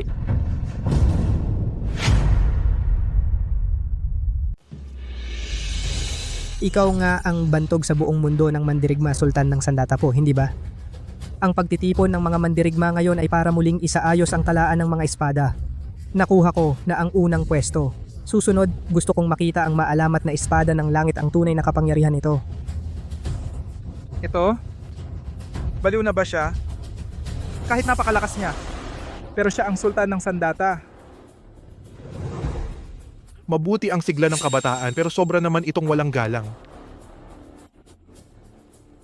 Ang kapangyarihan ng espada ng langit hindi ba bagay na basta na lang makikita ng ordinaryong tao? Binata, huwag masyadong maghangad ng mataas. Ang bantog na si Ginoong Espada ng Langit, kaming mga nakababata sa mundong mandirigma ay naghahangad na makita. Ngayon nagtipon ang lahat ng eskrimador. Kung hindi namin makikita ng personal ang inyong pambihirang sining ng espada, ay isang malaking pagkukulang. Oo, Ginoong Sultan ng Sandata kayo na po, pabuksan ninyo ang aming mga mata.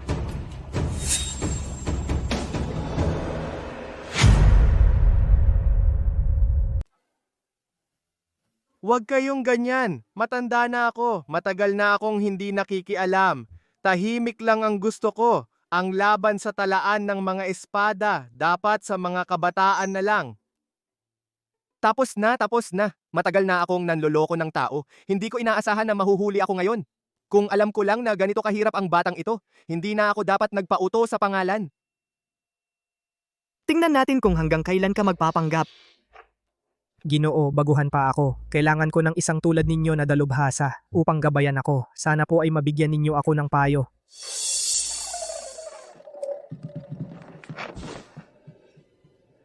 Dahil napakasigasig ninyo ay pagbibigyan ko na kayo. Para mapahanga ko kayo. Ang hiwaga ng espada ng langit ay hindi masabi ng mga salita. Kaya manood kayong mabuti.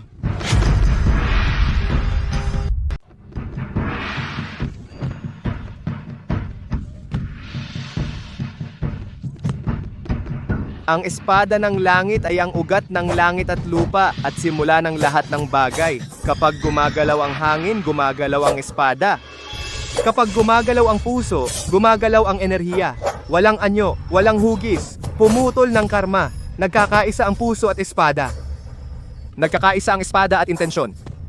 Nagkakaisa ang intensyon at langit. Ikaw ba talaga ang Sultan ng Sandata? Ako? Hindi ako. Ikaw ba? Ikaw batang ito, huwag kang mag-akusa ng walang batayan. Ako? Talaga nga.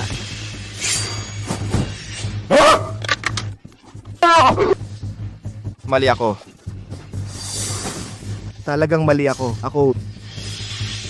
Ako ay hindi ang sultan ng Sandata. Ako. Isa lang akong manloloko na nagpapanggap. Ikaw ay mapagbigay, patawarin mo ako. Itong matandang ito, peke pala. Kaya pala ang galing niya sa espada kanina, napaka-arte, walang disiplina. Nagpanggap bilang espada ng langit para dayain tayo. Peke? Aminin mo na ngayon. Ako. Karaniwan lang akong nagbabasa ng palad, nagbibilang ng tadhana.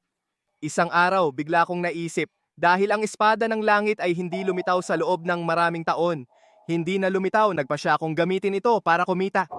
Ganun lang kasimple. Oo. Hindi ko rin inaasahan na maluloko kita.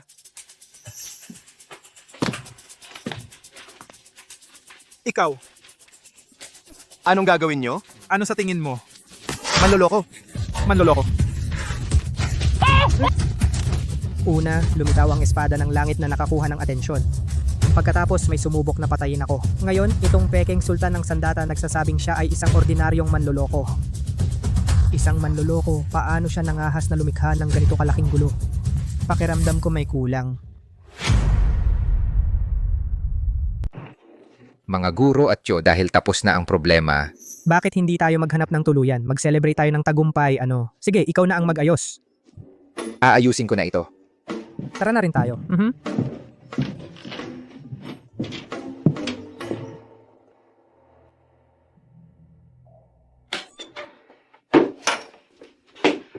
Ang mga taong iyon ay masyadong maingay. Wala akong paraan para makausap si kuya.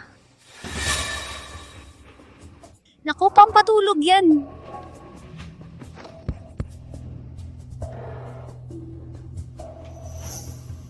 Lumabas ka na.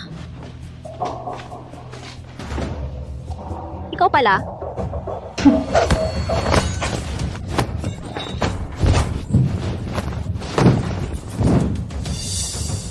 Si Gao Kanglan ang nagpadala sa iyo? Paano mo nalaman? Ang taong may sama ng loob sa kuya ko siya yon. Sabihin mo ano ba talaga ang layunin niyo? Ang aking pampatulog? Kahit i-block ang pressure points, walang silbi. Tapos na ang oras.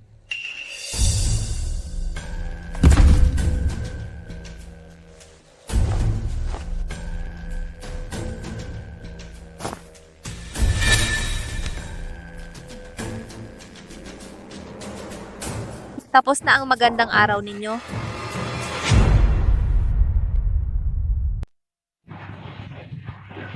Halika. Kain. Kuya, Bakit ka bumalik, ate? kung hindi ako bumalik, hindi ba kita makikita? Ate, hindi ka naman mahilig gumamit ng pabango dati. Bakit ngayon gumamit ka? Para lang magdagdag ng ambience. Kuya, hindi mo ba gusto?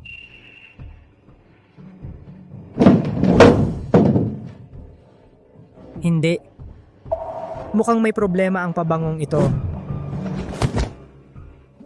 Siguro.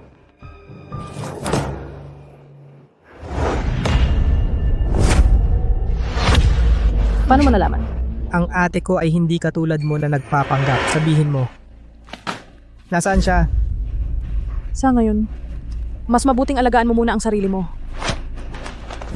I-block ang mga pressure points. Akala mo ba itong pabango lang ang may problema? Ang alak na may gamot na panlupaypay, ano ang lasa? Guro. Ang gamot na panlupaypay sa alak, kasama ng pabangong ito, ay isang matinding lason. Hindi talaga ito kayang labanan. Tatanungin kita muli. Nasaan ang ate ko? Gino, tulong. Gino. Sa wakas nagkita na tayo.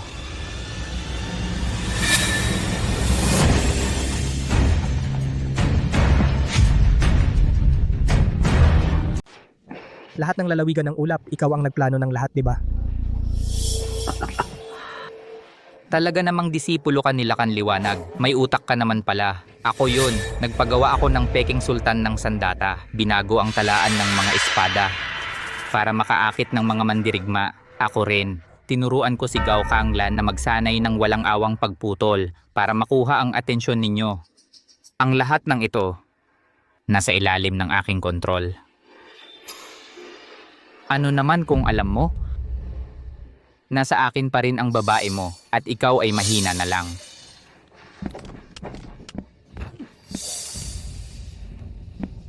Dalaga? Kuya, umalis ka na. Alis? Ngayon walang makakaalis dito. Pakawalan mo siya. Ibalik mo siya sa akin.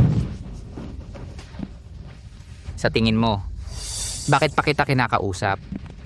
Ang samyo ng buto ni Dayang Ulap ay pumapasok sa iyong balat. Kahit i-block mo ang iyong mga pressure points, wala ring silbi. Nararamdaman mo ba na sumasakit ang iyong mga laman loob? Papatayin kita.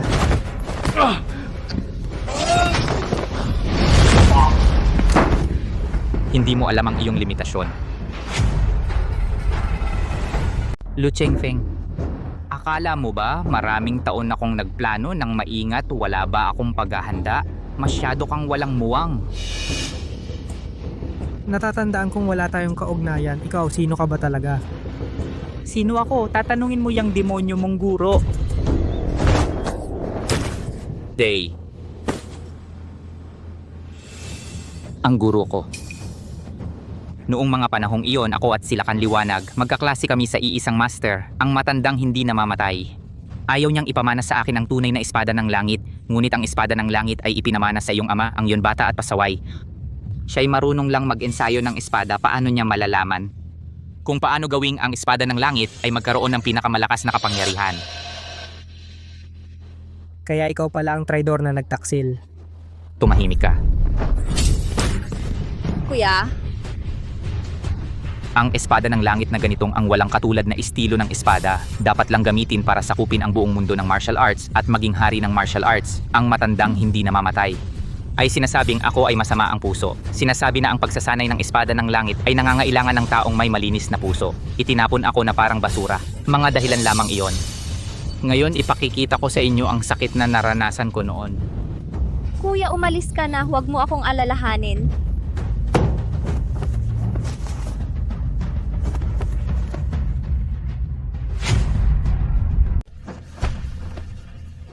Pakawalan mo siya.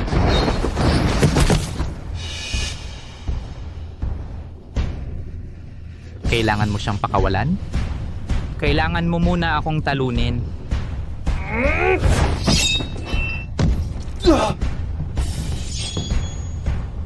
Ngayon, ang samyo ng buto ay tumagos na sa iyong buto. Ano ang gagamitin mo para labanan ako? Kuya, umalis ka na. Huwag mo na akong pakialaman. Ako ang target niya. Hindi mo na kailangang iligtas ako. Imposible. Talagang babalik kita.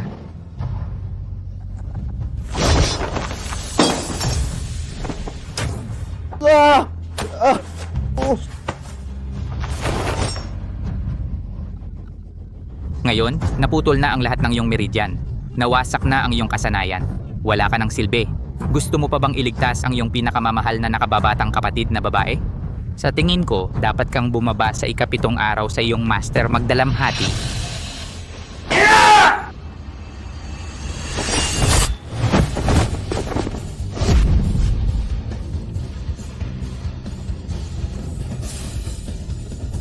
Oh, aking mabuting nakababatang kapatid, sa wakas ay nagpakita ka na. Mula nang saktan mo ng malubha ang master, hindi ka na naging aking kuya. Tigilan mo na ang kalokohan. Ngayon, sasamahan kita.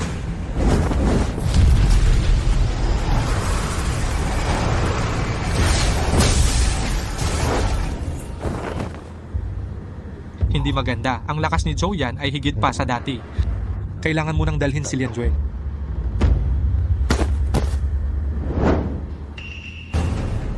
Lakanliwanag, ano kung iligtas mo sila? Naputol ang lahat ng iyong meridian, wala ka ng silbi. Ang mundong ito ng martial arts. Sa huli ay magiging akin.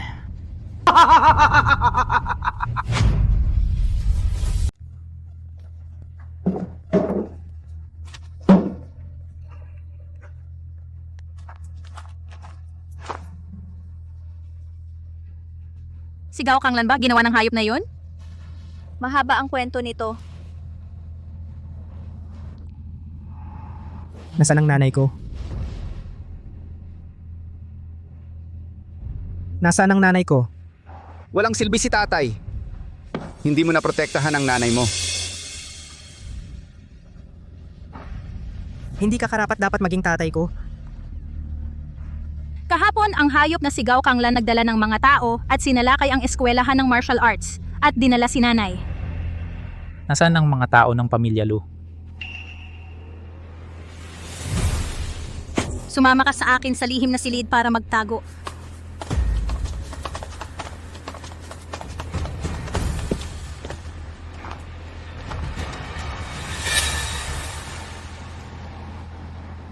Noong una, ang inyong pamilya Lu ay tumanggi na ibigay ang titulong unang eskrimahan sa pamilya Gao. Ngayon nakuha ko pa rin. Huwag mong isipin na ang inyong anak na lalaki ay babalik at ililigtas kayo. Siya ngayon ay isang lubos na walang kwenta. Ang kanyang nanay. Nasa akin pa rin.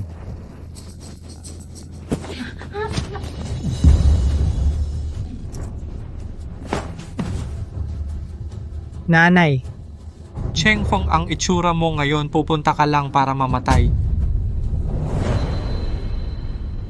Gao Kanglan, wala kang hiya. Ako walang hiya. Dahil sa inyo lahat ito, ayaw ninyong ibigay ang eskwelahan.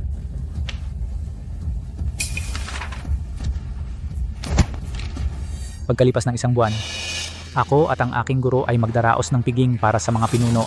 Aanyayahan ang lahat ng mga bayani sa mundo upang magtatag ng bagong kaayusan sa martial world. Sa oras na yon, si Lin Yuero ng pamilya Lu ay gagamitin. Dugo sakripisyo.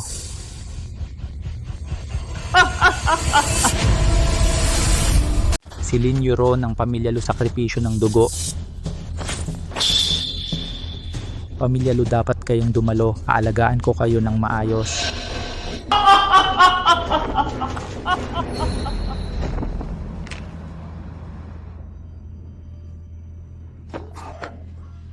Chengfeng, huwag kang gumalaw. nanay, kasalanan ko, wala akong silbi. Tatay, wala na bang ibang paraan? Iligtas si kuya? Paraan. Mayroon naman. Pakiusap guro, sabihin mo sa akin. Nagbigay ang guro sa akin ng isang tableta na tinatawag na pilula ng paglilinis at ang iyong buong katawan ang dragon blood, meridian ng iyong dantian, bihira sa 1,000 taon. Kapag ininom mo itong tableta, maaari nitong ayusin ang iyong sirang meridian. At kahit na sa pamamagitan nito, linisin at palakasin ang iyong meridian ay magpapalakas sa iyong espada ng langit sa susunod na antas. Kaya painumin mo na siya. Ngunit ang pamamaraang ito ay nangangailangan ng tulong ng isang martial artist na may 100 taon ng internal energy, hindi maaring pilitin kahit kaunti. Kung hindi, ang tatanggap at ang nagbibigay ay parehong nasa panganib ng buhay.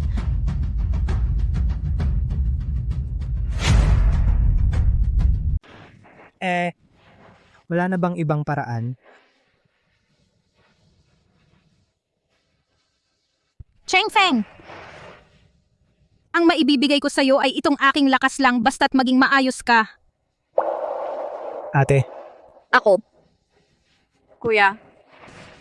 Ibibigay ko rin sa'yo ang aking lakas. Dahil ikaw na ang pinakamalakas sa mundo nung panahong iyon, protektahan mo na lang ako.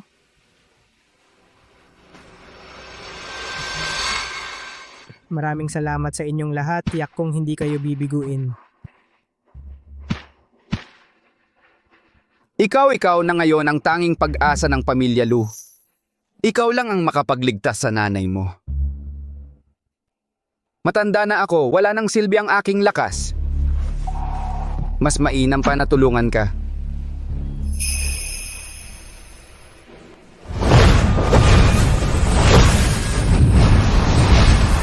Ang pilula ng paglilinis na sinamahan ng daang taong lakas at saka ang likas na talento ni Chengfeng, sa pagkakataong ito tiyak na siya ay muling isisilang mula sa apoy at lalong lalakas ang kanyang kapangyarihan.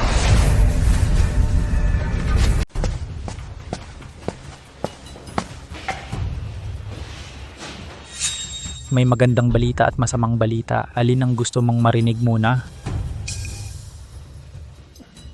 Ang masamang balita ay ang anak mong lalaki ay naging walang kwenta na. Ano ang ginawa mo kay Xiaobao?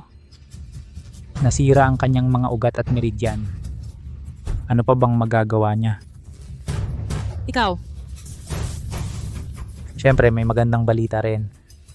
Ang piging ng Panginoon ng Alyansa sa 1 buwan. Kung ang basurang iyon ay matapang na pumunta. Kung gayon ang inyong pamilya ay lahat magkakasama sa impyerno. Hindi ka magtatagumpay. Hayop ka, bitawan mo ako. Abangan natin. Hayop, mamatay ka ng malupit. Xiaobao.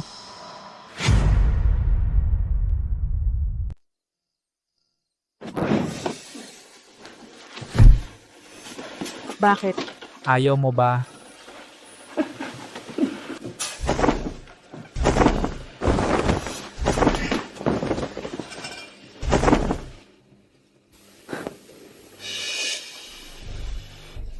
Ikaw ayaw mo sa akin dahil hindi ako kaya? Hindi ka naman walang kaya. Wala ka.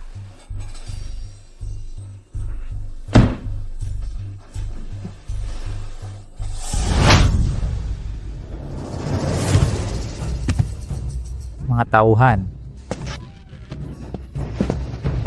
Ginoo. Itong hamak na babae.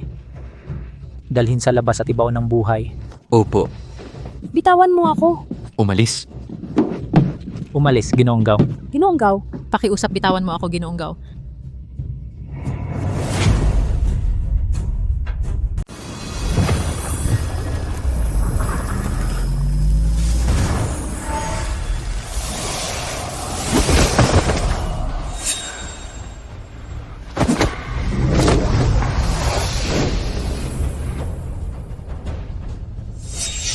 Nanay, ililigtas kita. Maraming salamat sa inyong lahat. Ang utang na loob ngayon ay gagantihan ko ng lubos. Sa kapangyarihang ito, magsanay ka agad. Nanay, hintayin mo ako. Sa tingin mo, ngayon si Lu Chengfeng, yung walang hiya, ay darating ba?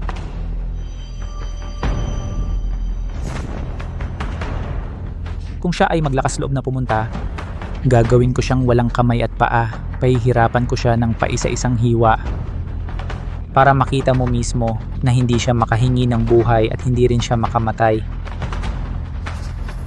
Xiao Bao, Nanay, nakikiusap ako. huwag kang pumunta.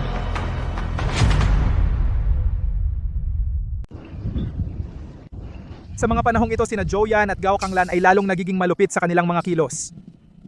Ang mga sekta na hindi sumusunod ay nilipol nila isa-isa. Ang kinabukasan ng martial arts world ay nakakabahala. Oo nga.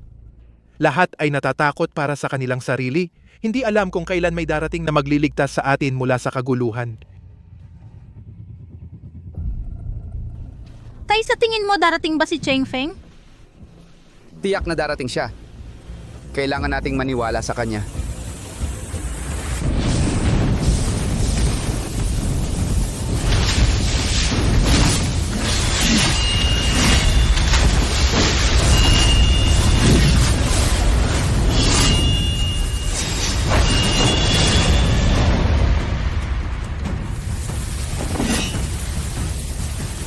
Ang ikasyam na galaw ng espada ng langit na aking nilikha ay sa wakas ay nagtagumpay.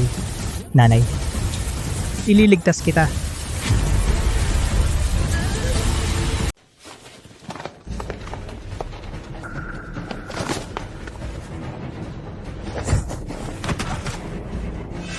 Inay. Mga mandirigma mula sa iba't ibang grupo, ang aking guro na si Joyan. Ang kanyang kabutihan at talino ay sapat upang mapasunod ang lahat. Ang kanyang galing sa labanan ay sapat upang takutin ang mga kaaway. Siya ang tanging karapat dapat maging lakan ng mandirigma. Ngayon, kasama ninyong lahat sabay-sabay nating saksihan. Salamat sa inyong pagmamahal. Ako si Joe, lubos na nagpapakumbaba. Dahil ako ang lakan na ito, dapat akong maglingkod sa mundo ng mandirigma. Magtatag ng kaayusan. Mula ngayon, bawat paaralan ay dapat ibigay agad ang kopya ng kanilang pangunahing sining pandigma upang punan ang aming armory. Ang mga natatanging estudyante ng bawat paaralan ay maghahalinhinan sa paglilingkod sa tahanan ng lakan. Kung may paaralan na magtago o sumuway, wawasakin ang buong pamilya. Dahil walang tumututol. Mabuti. Simulan natin sa pagpaparusa sa pamilya Lu na ito ng mga rebelde. Bilang babala sa iba. Ngayon ang bastardong si Lu Chengfeng ay hindi dumating. Mukhang ang walang silbi mong anak ay hindi ka rin pinapahalagahan. Xiao Bao, mabuhay ka ng maayos. Ako ay tumututol.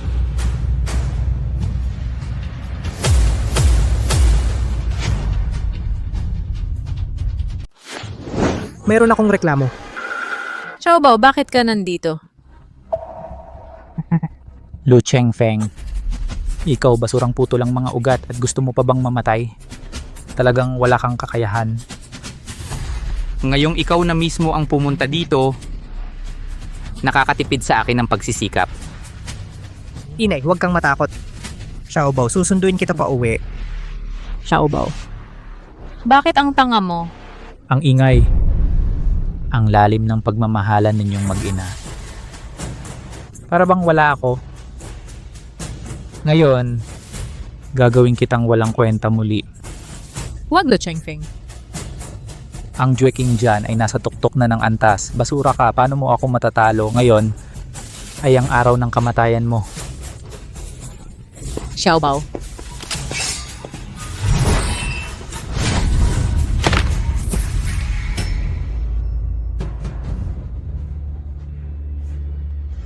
Ito, imposible ito.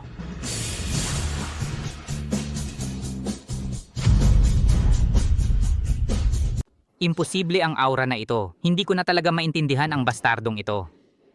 Bastardong maliit. Patay ka. Huwag.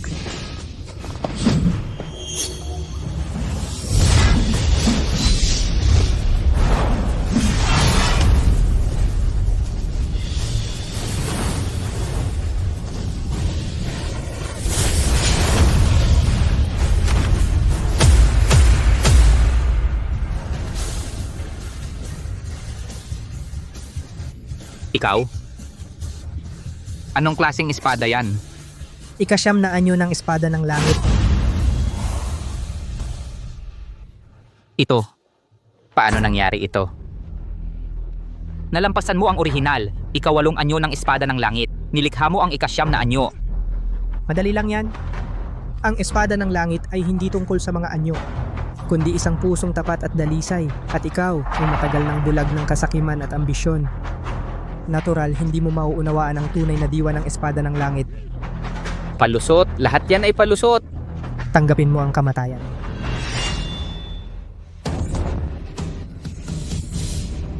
Lu Chengfeng, lalaban ka? Papatayin ko ang babaeng ito.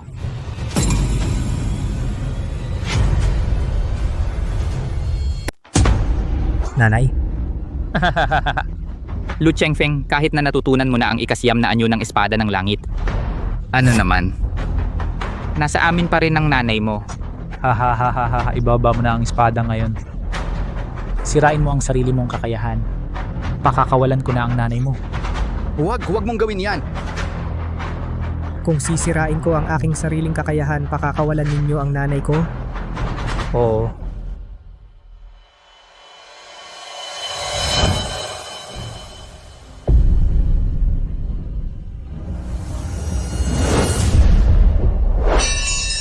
Xiaobao. Nanay, ililigtas kita pangako. Xiaobao. Sa buhay na ito, makita kang muli. Ay ang pinakamalaking swerte ko. Hindi ako magiging pabigat sa iyo. Xiaobao. Dapat kang mabuhay ng maayos. Nanay, ano ang gagawin mo? Nanay. Nanay. Nanay.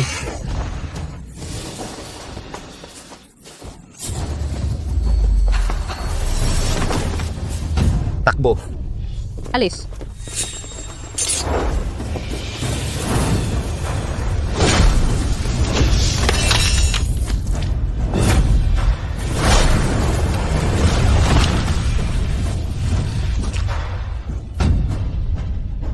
Zhenshan. Zhenshan. Tatay. Bakit mo ginawa ito? Nasa kanila pa ang nanay mo. Wala akong ibang paraan. Para makakilos ka ng walang alinlangan. Zhenshan. Ikaw naglakas loob ka? Noon ako ang may sala. Sa buong buhay ko. Malaki ang utang ko sa inyo. Ngayon, sa wakas nakagawa ako ng tama. Chengfeng, Ako. Gusto kong tawagin mo akong tatay.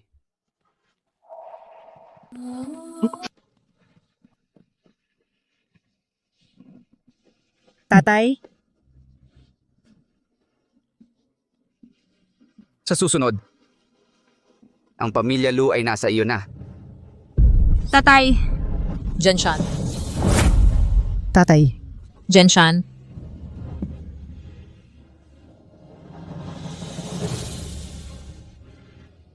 Jenshan.